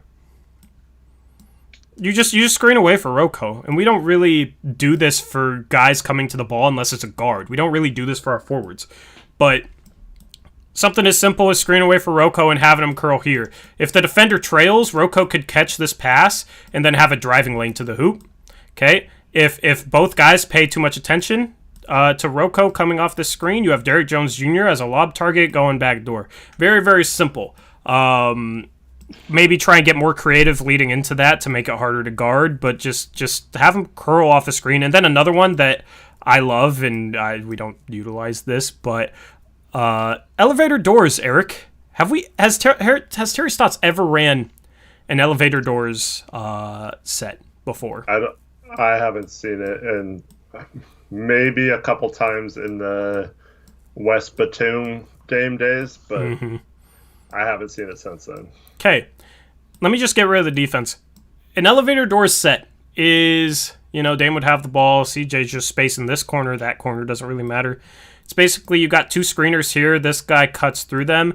Right after he cuts through them, they close off and stand shoulder to shoulder, and it's basically like a twice the size of a normal screen, right? If you have Derrick Jones Jr. and Nurkic here, both these guys are likely to be playing under, right? If you have Roko, you play in between your man and the hoop. So if Roko comes up through here, they shut this off. There's really no help here. And this power forward gets screened off here. Roko pops back, wide open three, right? And sometimes they may, like, the center may go out and help, but it will create confusion. Honestly, if you don't get an open three, it creates a lot of confusion. With this double screen, because like guys will switch, but they won't communicate it properly. Both guys might switch out. The power forward might fight through, and the center switches out, and that would leave like Nurkic diving to the rim for a dunk. It creates confusion, but it could also get this guy an open three. And this doesn't have to be Roko. It could be Tran Jr. It could be if Desir Little is 3 for 3 from three, run it for him. You know what I mean? Just have a name and then I don't know, like have a name for this play. And then call out a player or, the player's number or just something, have some sort of way to run it for whoever the hot shooter is. And there's a bunch of other sets. Those are just a couple simple ones off the top of my head. If they don't get an open shot, then you kick it back to Dame and you do all the normal stuff they usually do. Set a pick and roll and, whatever, and then have spacing and, if that doesn't work, Roko can space out, Dame can isolate. All the stuff we normally do. But we have the chance of getting a hot shooter, an open catch-and-shoot look. So I wish we did more of that. Yep, absolutely. And let me say what's up to Grabs. He says, thing is, doesn't seem like teams run traditional sets anymore. They just pass the ball around the perimeter looking for threes. That's good in games like tonight when shots aren't falling. So this has been the difference between, say, Houston and Portland the last few years, and good offensive teams like the Golden State Warriors, even pre-Durant, obviously joining them, is they actually run plays. It's not just they pass and they run plays, and they have the ability to go ISO and pick and roll and do everything. So it's when you mix it all together, it's the perfect system because you don't know what they're going to do, and then like I was saying earlier in this show, if we ran pick and roll a little less than we did, the times when we do it, I believe, would be more effective because the defense hasn't seen it the entire game, almost every play. So I feel like running sets like this throughout the game gets the defense just to hesitate a little bit on trapping or knowing that we're going to run pick and roll and exactly where Dame's going to go and how they should defend it and all that stuff. And that leads to open shooters or an open lob attempt, stuff like that. And we need passing regardless of the scheme. We need to have the ability to play pick and roll and ISO. That is an important thing. You need that in the NBA. But Portland is still last or near last in almost every metric for judging their types of shots, whether they're contested or how open they are on shots. And they absolutely do not get good looks at the basket and certainly do not get many easy baskets around the rim compared to most teams. And the stuff like this could really help in creating those opportunities. Yep, and those are two things that a lot of teams run. And we don't get out in transition either, so we don't get easy buckets that way. Like tonight was a rare example of getting an open dunk or whatever.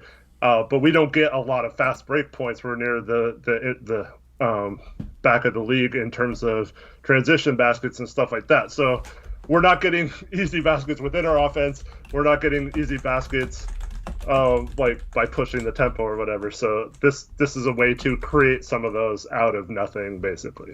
Yep.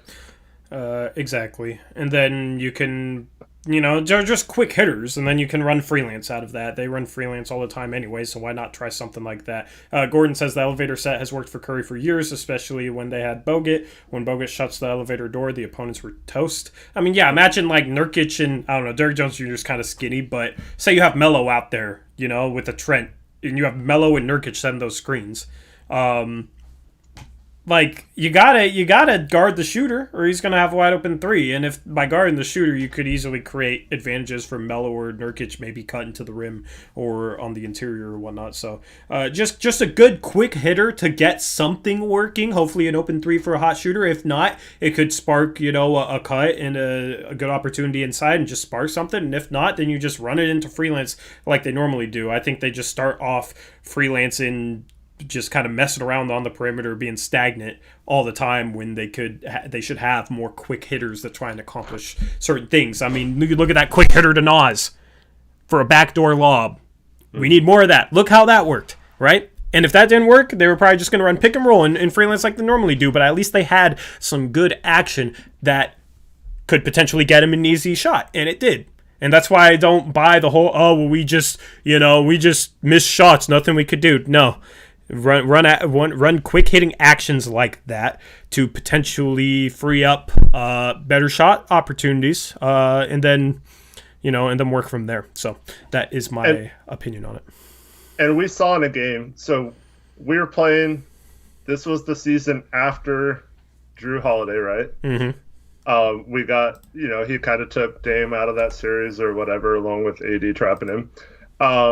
So we saw a game that next season where, because of some backdoor cuts and Jake Layman hitting some shots, they actually switched Drew Holiday off of Dame while Dame was in the game, and were guarding Jake Layman with that.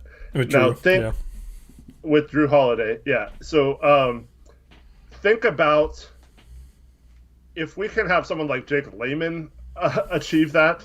Like, if we got like Derek Jones, Nas, all these guys, like we have Melo who could attract attention if he gets going, like we have all these guys that you have to worry about. Is he going to backdoor me for a dunk? Because no one wants to be the guy who gets backdoored and looks silly. As there's the famous one with Otto Porter Jr. just standing at the 3-point line while his guy goes backdoor and gets dunked. So they're going to like try to take those lobs away the more we do them, right? But that's the whole reason why you do them, because then the defense sags in and takes away the lob. So what happens then if the defense is sagged into the paint? That leaves the shooters open. So not only do you sometimes create an easy bucket, but then they have longer to close out when you swing the ball and pass it to the opposite side, and the shot's more open. And then instead of having a contested three, you have a wide open three, and you most likely make it with how good the shooters are. And just to completely open up this offense, I truly believe with the personnel we have, if you ran the right sets in the right system, it would be nearly impossible if we're making shots. Yep. I agree with that. Let's move on to Damian Lillard. 23 points, 10 assists, 3 steals, 8 for 21 from the field, 6 for 15 from the 3-point line. He was 2 for 6 inside the arc. He had 23 points on 21 shots. Not the most efficient night, but, I mean, the majority of his shots were threes, and he shot 40% on them, so I wouldn't say it was necessarily inefficient either. Dame is... Okay, there's been a trend lately where Dame just can't buy a free throw. He was 1 for 2 tonight. Let me look at his game log, because I'm curious. Because I'm curious how much of this is... Like, how much of a thing this is. Because it seems like lately the dude literally cannot buy a trip to the free throw line when he drives. Let's see here. Let's go to his game log.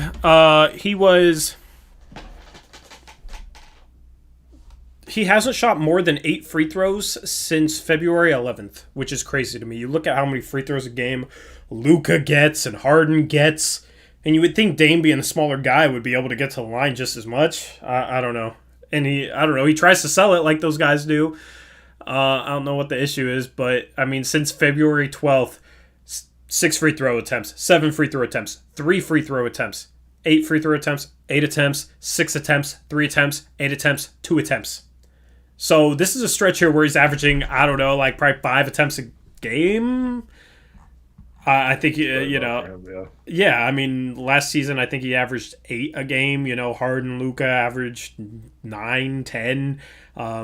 So it seems like Dame can't buy a free throw lately. The 2 games before that he had 15 and 13. So it would be nice for Dame to get some calls. And there were multiple drives tonight where I felt like he got fouled and they kind of swallowed their whistle. So. Yeah. At the same time, I feel like Dame has gotten beat on defense because he's too worried about getting calls. And I know there's been several instances over the last few games where he should have gotten a call, but he's got to find a way to not let that affect how he's playing on the other end. And whether he gets back in time or whether he's still arguing with a ref and and has someone move and that he doesn't recognize.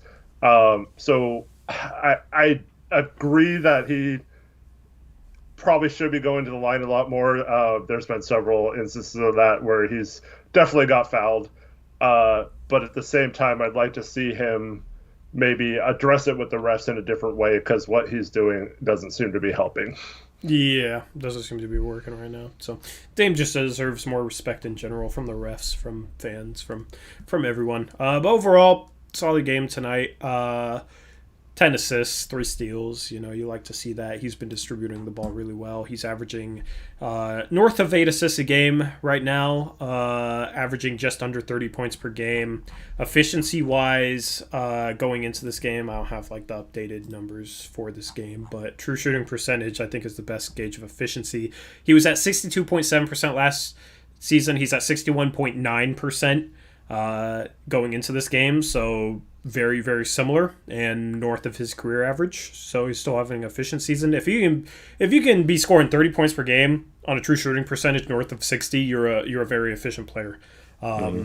Especially like if you're a guard, for sure. Even if you're a big, that's you're efficient. But especially if you're a guard shooting shots with some of the difficulty that Dame does. So this season rivals last year's, and if the team can win more games, if the team, you know, once they get healthy can run off a stretch of wins, he definitely deserves serious consideration for the MVP. Especially if the Lakers continue to struggle without AD, because it seems like LeBron needs AD in order to make that thing work. Where Dame is surviving right now without CJ, without Nurk.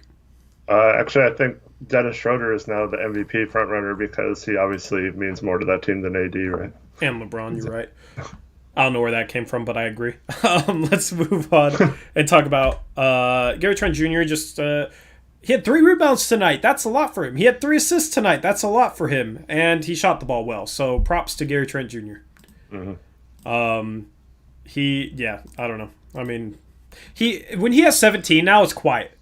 Which is funny because, like, last season, you know, he wasn't playing the first half of the season. Then he kind of broke out. And now it's like, okay, with him as the starter, he's consistently playing, 36 minutes a game. He only played 28 minutes tonight, which I thought was a bit surprising. Well, he did go to the locker room for a while in the first half. That's right. So that probably was the reason. Yeah, so 17 points in 28 minutes on good efficiency, 7 for 11 from the field, 2 for 4 from the three-point line. He was 5 for 7 inside the arc. It was nice to see that. He had a nice drive and scoop shot and one. It's nice to see him slash and get to the rim, because we don't have enough of that, honestly. Hit a couple mid-range shots, got those falling. Overall, I thought he had a really good game tonight. Mm-hmm. Next guy we got is Cantor. Typical Enes Kanter game.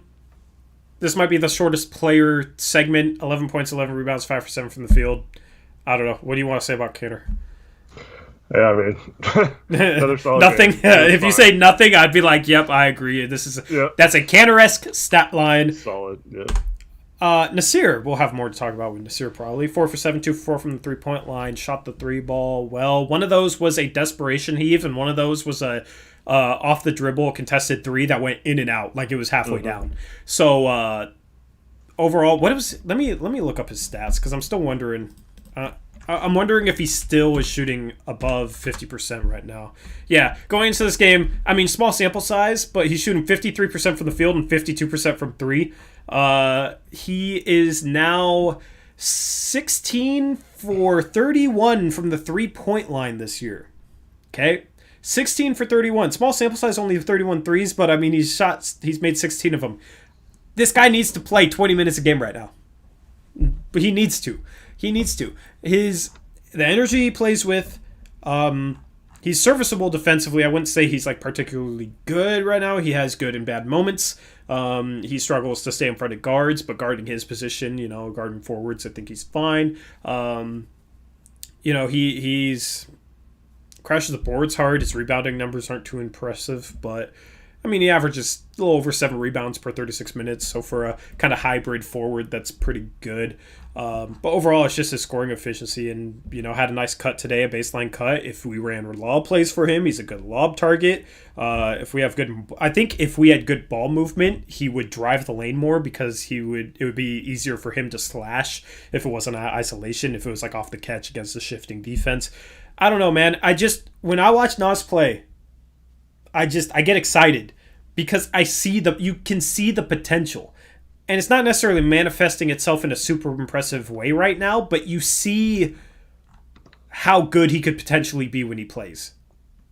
And when he plays more minutes, he plays better. That's also the correlation. I don't think it's a coincidence that he had 11 points in 20 minutes tonight. If he plays 10 minutes, he might not score. That seems like how it's been with him. But he had a couple nice assists in the first half. And then, had a couple of dunks, one off a steal. I think it was somebody else's steal and hit ahead. I don't exactly remember, and then off that backdoor lob play. So having a guy like him who is athletic, good cutter, if you use him as a mover and a cutter, can be serviceable. I think he has slashing potential, and then he's been shooting the 3-ball great. I mean, isn't that what we've always wanted? Yeah, absolutely. So he deserves playing time right now. Yep. I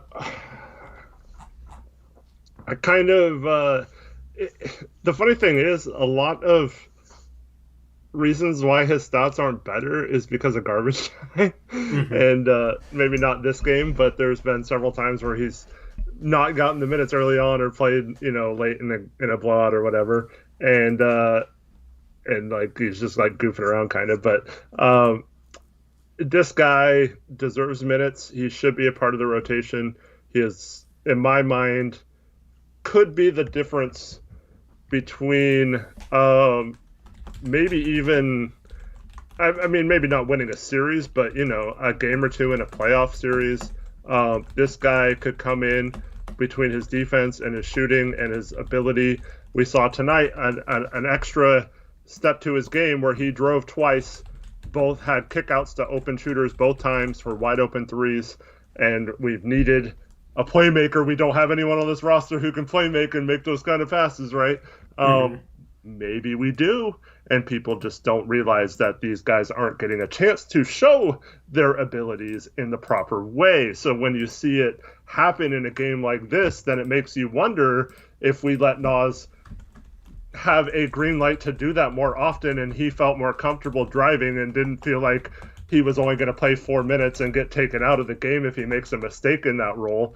I feel like this guy could really blossom into, I mean, I don't see many weaknesses now that he's fixed his shot in his game. Yeah, that was the big knock on him. He's still learning. Obviously, he still has times where he gets lost or whatever. But overall, he's a decent on-ball defender. As long as he's paying attention, he's a pretty good off-ball defender. Like you said, decent rebounder. We saw the passing tonight. We've seen him drive to the basket and dunk on someone. We've seen him drive to the basket and turn around and shoot like a 15-foot fadeaway jumper on a turnaround. So, there's levels to his game that not many players on this roster have, and I just want to explore those further and keep blossoming that to hopefully be to a point where we're later in the season and thinking, man, can you believe how much Nas is helping this team right now? Yeah. He was looked at as like a top 3 prospect in high school, like ranked as highly as Zion Williamson was. And a big reason why was his playmaking potential and his off the dribble potential. We definitely need to tap into that. I am worried that it's going to take, in Golden State you had Mark Jackson, right? And Draymond Green was nothing special. And then Steve Kerr came in and unleashed Draymond Green. And Draymond Green turned into an all-star. You know what I mean? Because he was given more freedom, more of a role with his playmaking ability and whatnot. I kind of feel like that might be what Nasir Little needs, he'll become a rotation player, but he'll need somebody to come in and replace Stotts and give him that role to unleash his full potential. Because I think he has potential as a playmaker and a ball handler and off the dribble guy. I just think he needs experience to grow into that role, right? You're not going to throw him out there and he's going to be great at that right now. Like, that's why I'm saying he has potential in those areas. He needs, to be, he needs to have a little bit of a long leash, and he needs to be given that responsibility so he can grow into that. Without that, it's going to be harder for him to grow into that. And people will be saying, well, he can't do that because we've never seen it. Well, you have to give him the chance to do it if you're going to see it. You don't know what he can and can't do. And it's like people justify not, he needs experience to grow into that role, but people say he can't play that role because he's never had the experience of doing it. You know what I mean? It's a catch-22. And I tweeted that out tonight at one point. I want, maybe not this year, but in the future, we need to make sure we tap into his full potential because he raises the ceiling on this team, and he might be the guy that, you look at the way Siakam developed in Toronto. I feel like he could have a similar growth curve. Like, out of all our prospects, he's the one I'm highest on in terms of their long-term ceiling, and we can't afford to not try and tap into his full potential. Yeah, and this is why we talk about this a lot. You want to get the mistakes out now. Like, in our 4-game losing streak, why not? I mean, we're losing anyway. Why not get him put him in those roles and see what he can do when we're struggling and only scoring 93 points against the Lakers? Like, just say, okay, you know what, Nas? We're going to let you do this. Do your best. I promise you will not get taken out the first mistake you make or whatever. I just wish, because what the problem is, you and I might think he has this potential or whatever, but like the people who defend Stotts don't see it or like think he can't do it yet in his career or whatever, and then it'll come down in the playoffs and we'll have an injury or something. It'll have to step up into that role, and then they'll be like, see, he's not ready for it or whatever. But it's like, but you could have gotten him ready throughout the whole season. Like, you could have had him ready last year or whatever. And I know he had the brain stuff and fainted and all that stuff, so it didn't end up mattering. But like, you just have to get these guys to play. And if your whole argument is that we can't run a certain offense or do anything because we don't have the personnel to do it, well, why not? Like, when we're getting trapped against the Lakers, why not throw Nasir Little into that short role and see what he can do? And it's the same thing to a lesser extent with Giles when he was playing. Like, let him be more of a playmaker than just like a catch and shoot or like use him the same way you use Cantor, because they're completely different players. So like, I just wish we would kind of groom that a little more. I don't know. Yeah. And people, it's hard because people are like, well, Stotts is obviously developing him, like he's look how good he is, all this stuff. And I don't know. I feel like some players he holds back and some he doesn't. And I still feel that way about Ant too. I still feel like we don't use Ant right at all. And yeah.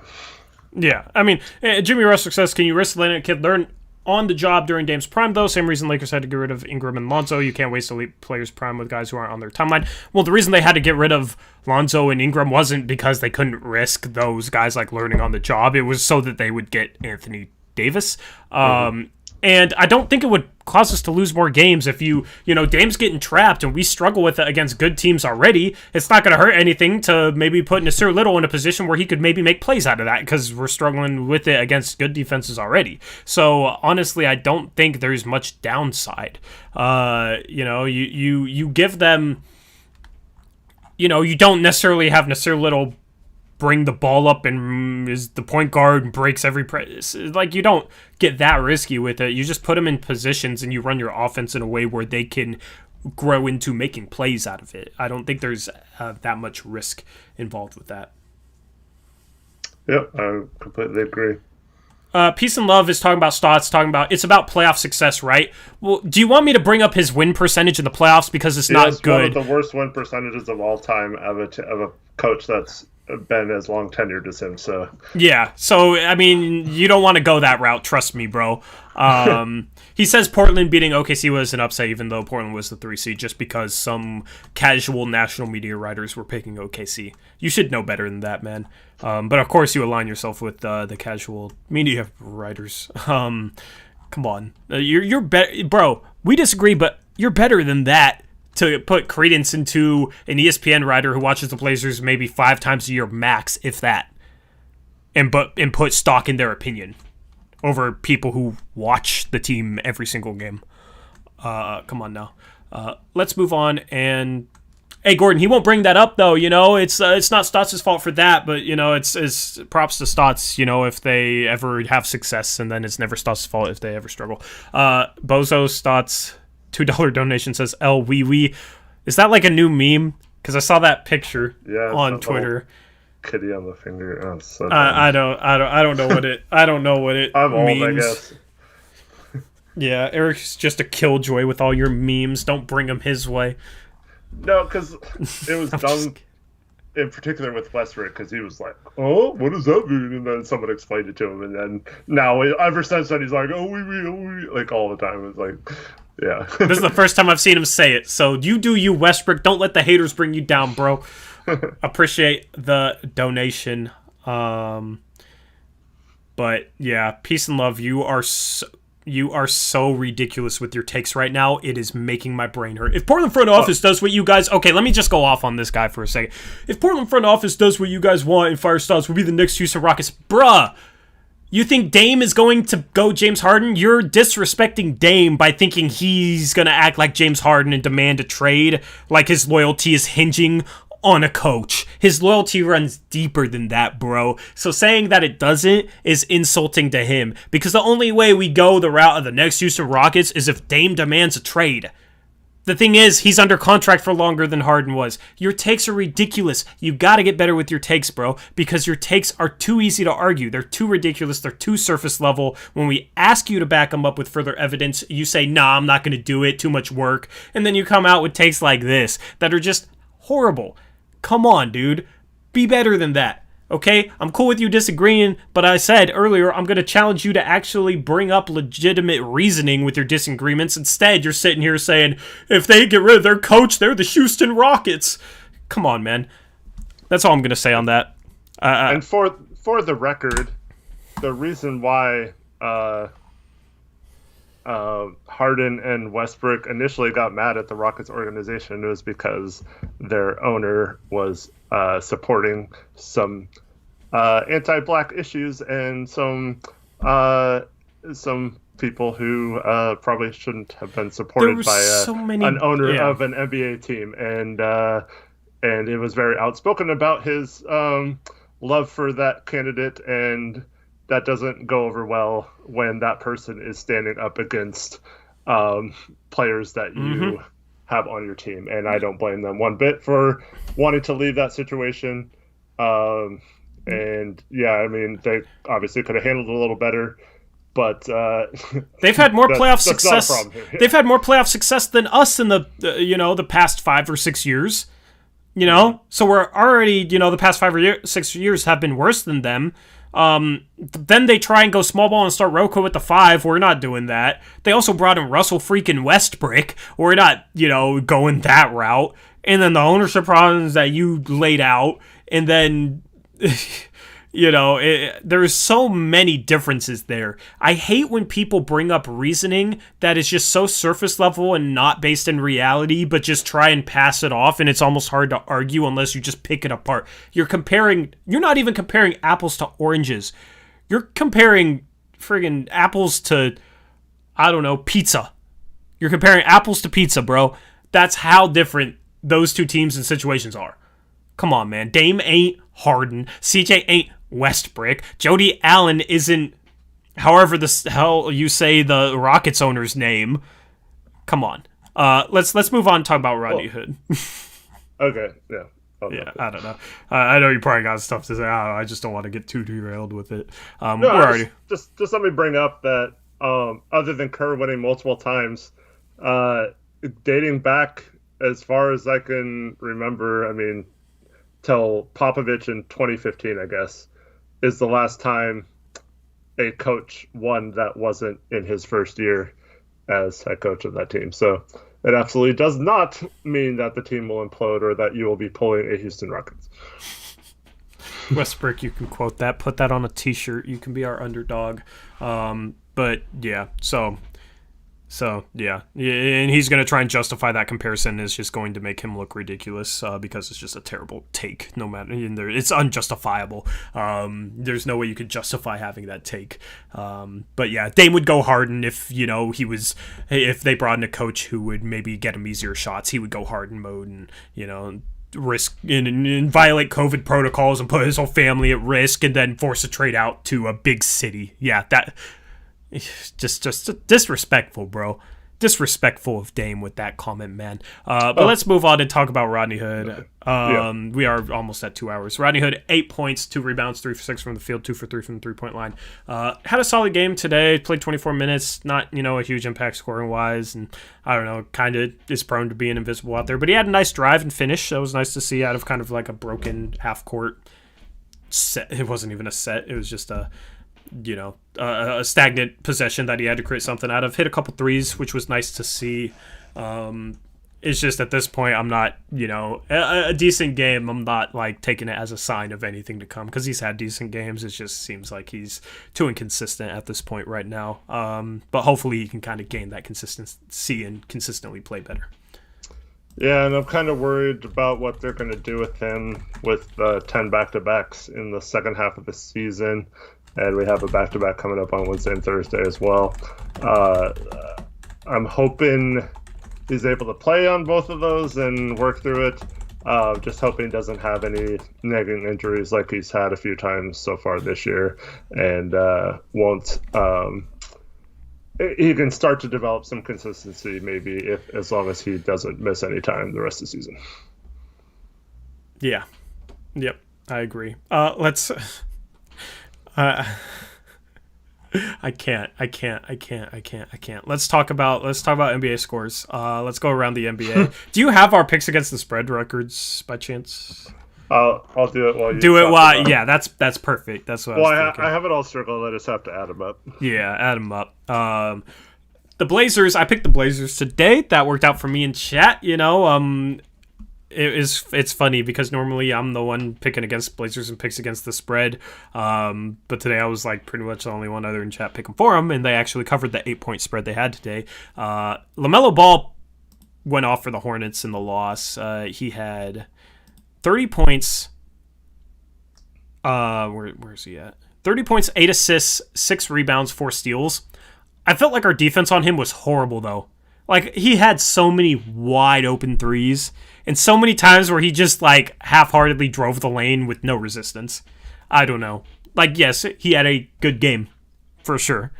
I'm not necessarily trying to take anything away from him. It was just, like, it was an easy 30. You know what I mean? Like, he didn't really have to work too hard for his 30 points. I don't know if you guys had that same feeling, but... yeah, so LaMelo with 30 points in the loss for the Hornets. Other games, the Mavericks won 130 to 124. Bro, okay, I should be 7-1. I know I'm 5-3. I should be 7-1. The Mavericks were a 6.5 point favorite. They win by 6. They were up like 12 with like a minute left or something like that. Bad loss there at the end and picks against the spread from me. Kind of triggered about it, but shout out to Westbrook. He got a game that everybody else didn't. I think it was Westbrook, the only one that picked the Magic, plus the points. Luka in the win, though, and the Mavericks still end up winning, which, I want the Mavericks to lose. If they weren't going to cover the spread, I want them to lose as a Western Conference team, but they still get the win. They moved to 17-16. Luka has 33 points, 10 rebounds, 9 assists, 1 assist short of a triple-double. Vucevic had 29 points, 15 rebounds, and 8 assists. He had a good game for the Magic. Were you going to say something? Oh, no, I'm sorry. Got you. Just, I don't know. It sounded like you were about to say so, so I just wanted to give you the chance, Joel Embiid had 24 points, 13 rebounds, and 5 assists in a 76ers win. They beat the Pacers by a score of 130 to 114. Those were 3 of our double downs. It was my double down. I forget who else has had them as a double down, but good double down pick. Trevin and Westbrook. Win for us. Sabonis had 15, 9, and 7 in the loss for the Pacers, who now fall to 15 and 18. The 76ers move to 23 and 12. The Nuggets beat the Bulls 118 to 112. They moved to 19 and 15 on the season. That was another bad beat because the Nuggets were 4.5 point favorites, and I picked the Bulls, and I think I was the only one who picked the Bulls. And it was close, very close late. And then they stretch it out to 6 right at the last second. So 2 bad beats for me. I should be 7-1. Very, I just have to point that out. Nikola Jokic. Why did I say it like that? Nikola Jokic had 39 points, 14 rebounds, 9 assists in the win for Denver. Zach LaVine had 23 points, 9 rebounds, 5 assists. The Jazz lost today. They are slightly falling back down to earth. The Pelicans beat them by a score of 129 to 124. Eric, I should have picked the Pelicans because I was so close to picking the Pelicans. I should. I know. I was just like, I felt like I should have went out on an island with that. Not only did the Jazz not cover the spread, they outright lost. And it wasn't particularly close. They cut it close at the end, but they were down like double digits late. I was like, who did I double down on again? And then I looked at the Jazz, and I'm like, why did I double down on the Jazz? I'm so mad at myself. Like, this was even before the game started. Yeah. And, yeah. Who would you have doubled down on instead? I don't know. I was feeling pretty good about some of the other games. Well, I mentioned the Nets have been good for me lately, so I should have doubled down on them. Well, I thought I did. But they almost, they needed like DeJounte Murray hitting on an insane buzzer-beating play just to cover the spread because they were like 4.5-point favorites. They end up winning by 11 in OT, but they were only up 2. So it actually took them giving up a buzzer beater at the end of regulation to cover. I felt like the Sixers were a pretty safe pick just with who Indiana has out and the way they're struggling right now. So 76ers have been good to me for the most part. But yeah, Pelicans moved to 15-19. Jazz fall to 27-8. The Nets beat the Spurs in overtime. If you haven't seen that last play of regulation, that was an insane play. I suggest you go look up that highlight clip. That ended in DeJounte Murray getting fouled, and the foul wasn't called, and shot a weird 18-footer in transition. It was a very weird play. Like after somebody had ran into him and fallen down. Very confusing play, but even the commentators sounded confused. The Spurs pushed the Nets to OT, but the Nets pull out the win by 11 points, dominate the Spurs in OT. The Spurs are playing good basketball, though. They had a number of key contributors out, including Keldon Johnson and Rudy Gay, but still took the Nets with James Harden and Kyrie Irving to OT. The Spurs fall to 7-13. They're a team that has definitely outperformed expectations. Popovich has done a great job there in San Antonio. The Nets pull off the win, move to 23-13. James Harden had a triple-double of 30 points, 14 rebounds, and 15 assists, filled up the stat sheet. DeMar DeRozan had 22 points, 11 assists, and 6 rebounds for the Spurs. And the final game, the Cavaliers were led by 39 points and 8 assists from Colin Sexton. They beat the Rockets by a score of 101-90. They moved to 14-21 on the season. The Rockets fall to 11-22. The Rockets have been in a downward slide. They had a good game from John Wall, 32 points, 5 assists, and 3 rebounds, but they're missing Christian Wood. Without him, they are a much worse team. With him, they're somewhat competitive, so that loss has definitely hurt them. Victor Oladipo, speaking of the Rockets, turned down a 2-year contract extension today. We will see what happens with him in free agency this summer because it sounds like that is where he's headed. That is around the NBA for today. Picks against the spread records. You got them? Yep. So Chat and myself are the only two that lost our double downs. Chat, myself, and Westbrook went 4-4. Torrey, Trevin, and Reese were 5-3. Oh, wow. Very even. But I gained a game on you and Chat. That's good. Yeah, and unfortunately, you said we were all going to do great tonight. I guess 500 and better. Well, we should have did better. Those bad beats, man. Like the Magic screwed us over. Everybody except for Westbrook, and yeah, I don't know. And honestly, I felt like the Hornets. The Portland being an 8-point favorite was a bit high, but I took Portland just for the hell of it, and that worked out. So overall, kind of had some bad beats today, but. Yeah, let's I don't know. Let's wrap up the stream. Anything else you want to talk about from this game? No, I think we pretty much covered most of it. It's a little weird. Good to get on the winning end. Yeah, it's a little weird to do a stream after a win. It's been when was the last time we won? Well, it was weird because we were winning all those games. The 18th? Yeah. We hadn't won in almost 2 weeks, so little rusty, barely streamed, but still enjoyed this post-game show. Hope you guys did as well. I will be glad to shut down chat and not deal with some of the arguments going on right there.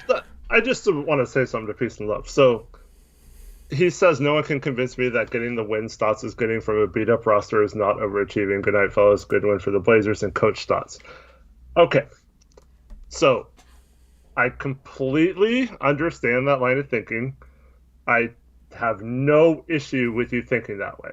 What I have an issue with is when you try to tell people who aren't happy with the way they're playing or think they can do better than what they're doing, even with the injuries, that they're wrong and that Stotts is just some miracle worker and we're dumb if we don't think. Yeah, without anything truly legitimate to back it up. Right.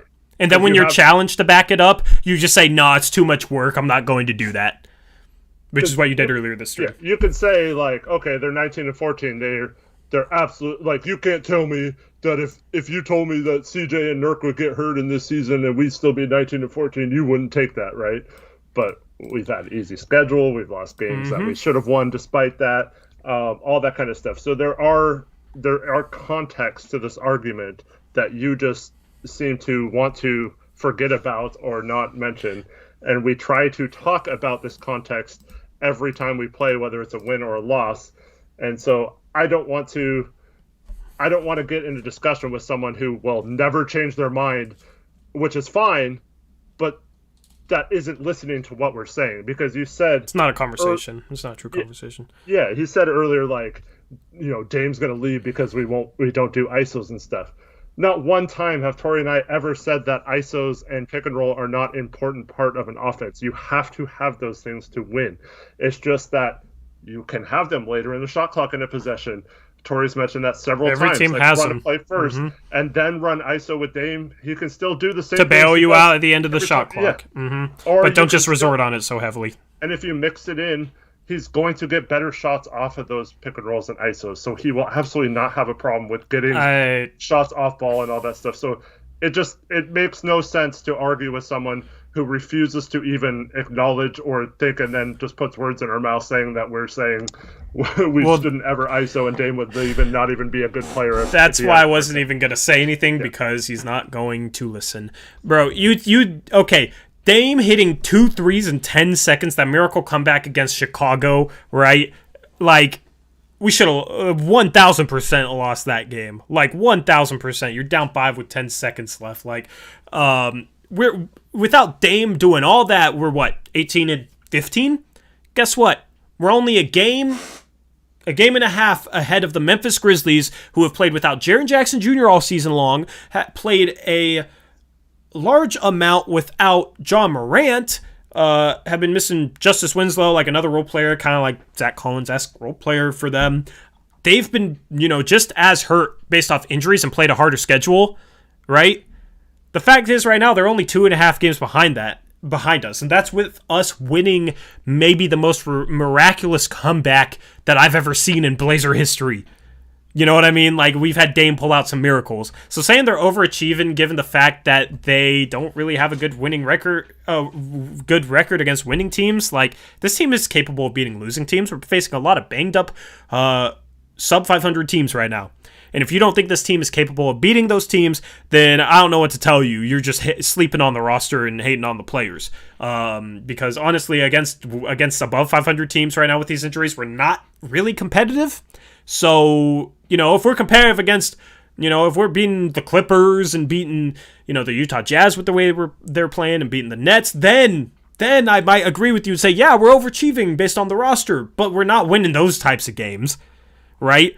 What is our most impressive win outside of Philadelphia so far this year, right? Golden State on the first day of the year, we had Nurkic and CJ, so that's not that impressive. We have a better roster. What, maybe Dallas, who's playing 500 basketball? The first Laker game, I guess. The first Laker game, but we are fully healthy. But that happened. I meant this year as in 2021. You know what I mean? But yeah, I mean, honestly, there's been no games in the past couple of months where it's been wow, I can't believe we won that. Outside of the Philadelphia game where they were missing Ben Simmons, we were missing Dame. But I don't know. It's that's like you can point to maybe one or two games where it's like, yeah, I don't know how we won that game. So I can't sit here and say, yeah, we're overachieving, man. It's a miracle. I don't agree with that line of thinking. But I don't operate based on those types of thoughts. I operate based on what am I seeing out there on the basketball court, what is happening out there on the basketball court, not all this, well, on paper, if I look at Wikipedia, it says we made the Western Conference Finals 2 years ago, so that means he's a good coach, or, and then ignore every other playoff result in his tenure here. I don't know. I think about basketball in terms of basketball, not in terms of the way however you think about it, because that's just something else. But yeah, anyway, let's wrap up the stream. Running a little long, past midnight. I was just say, and there you have it as a final bow on this conversation. Yep. I wouldn't say a huge difference at an NBA level for a coach, right? So can't argue anything. So yep, argues so hard and then says it doesn't matter. This guy argued about a personnel. Pathetic, if we're injured and stuff like that, isn't it? What does it matter what the personnel or the players are if the coach doesn't matter that much? What does it matter if we criticize him? And what team have we beaten that's more talented than us other than Philadelphia in the month of February when we went on that run? Who did we beat that was more talented than us? Please tell me. But I will wrap up the stream. You can still comment after the stream is off air, but I'm curious. Tell me, who's more talented than us that we've beaten? Please tell me. Please actually back it up. I know you don't like to do that, but please tell me other than Philadelphia who would be that's more talented than us. And this is the same guy who says Dame wouldn't be the same person he is without him, but at the NBA level, coaching doesn't matter that much. Yeah, but like Dame's person. That's all you got to say. Peace and love. I'm sorry, but that's completely ridiculous, dude. Come on, man. You're better than that. See, we don't have a problem with people disagreeing. We have a problem with people disagreeing with just BS arguments and not backing them up, and they're just ridiculous stuff. Okay, so that's why that's why it's like that stuff is just annoying to me. Like JDC comes in here and disagrees with some of our stuff and backs it up with his own reasoning, and it's him looking at basketball a little differently, but he has legitimate reasoning for how he thinks the way he does, and we respect it. So yeah, it's not really a disagreement thing. It's just be legit, have legit reasoning, have legit evidence. We will always challenge you to do that, and we will always call you out when it doesn't do that. See, I asked you what teams did we beat that are more talented than us in the month of February. Other than Philadelphia, right? Because you're talking about 2 games there out of 15. And you couldn't even come up with anything. Even in the month of January, what game did we win against a team that was better than us? Month of January or February, other than Philadelphia, what game did we win against a team that was better than us? Can't come up with anything. So, yeah. Anyway, we're going to wrap up the stream. Good stream. We just always will, have the arguments for you guys. Because it's, I don't know, hard to ignore, so to say. But, yeah, I don't know. We always challenge people who disagree with us to actually have legitimate reasoning for it. And oftentimes we're disappointed. I don't know why we get our hopes up. But anyway, huge win for the Blazers. Fun game to watch. Fun second half. They got 2 more games before the All-Star break coming up against Golden State on Wednesday and then Sacramento on Thursday. 2 winnable games. I don't think Golden State is any more talented than we are right now, to be honest with you. They're pretty even in terms of personnel right now at this given point in time. But you saw the way we guarded Steph Curry last time we played him and let him drop 62.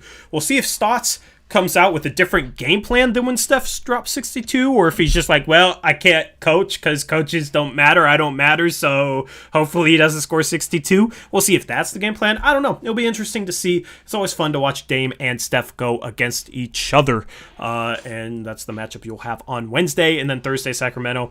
Got to win at least one of these 2 games and got to go into the break at least 20-15. Would be nice to go into the break with a football score of 21-14. That would be nice. 7 games above 500 sounds a lot better than 5. And then we'll have the break, and we'll come back in the second half and hopefully have CJ back and Nurkic close to his return, and then we could stop hearing the personnel excuses or continue to hear them, which we probably will.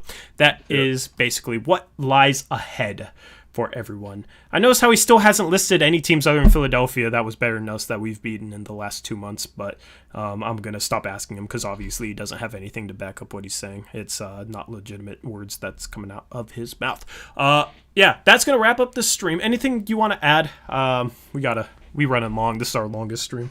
Nope, we're good. All right, it's past midnight, so happy Tuesday to you guys. Hope you guys have a good rest of your Tuesday.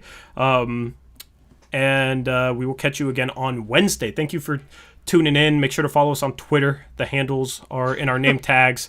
Links are in the description.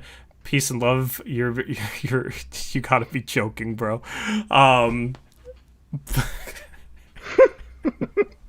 Thanks for the laughs. Peace and love. Man, thanks for you're embarrassing yourself right now, dude. Thanks for tuning in. Thank you guys for chilling with us. Nice for the Blazers to finally break their losing streak and get a win. We'll see if they can carry some momentum into the All-Star break. So follow us on Twitter. Check out the links in the description below. Subscribe to Blazers Uprise Live. If you want to become a channel member, hit that join button. Shout out to all the people that are already members and everybody who donated tonight, as well as everybody who tuned in for the stream. We appreciate you. Even peace and love. Even you, bro, because you give us a good laugh once in a while. So anyway, hope you guys have a good rest of your night and a good Tuesday. We will catch you again on Wednesday. Until next time, as always, peace out. Go Blazers.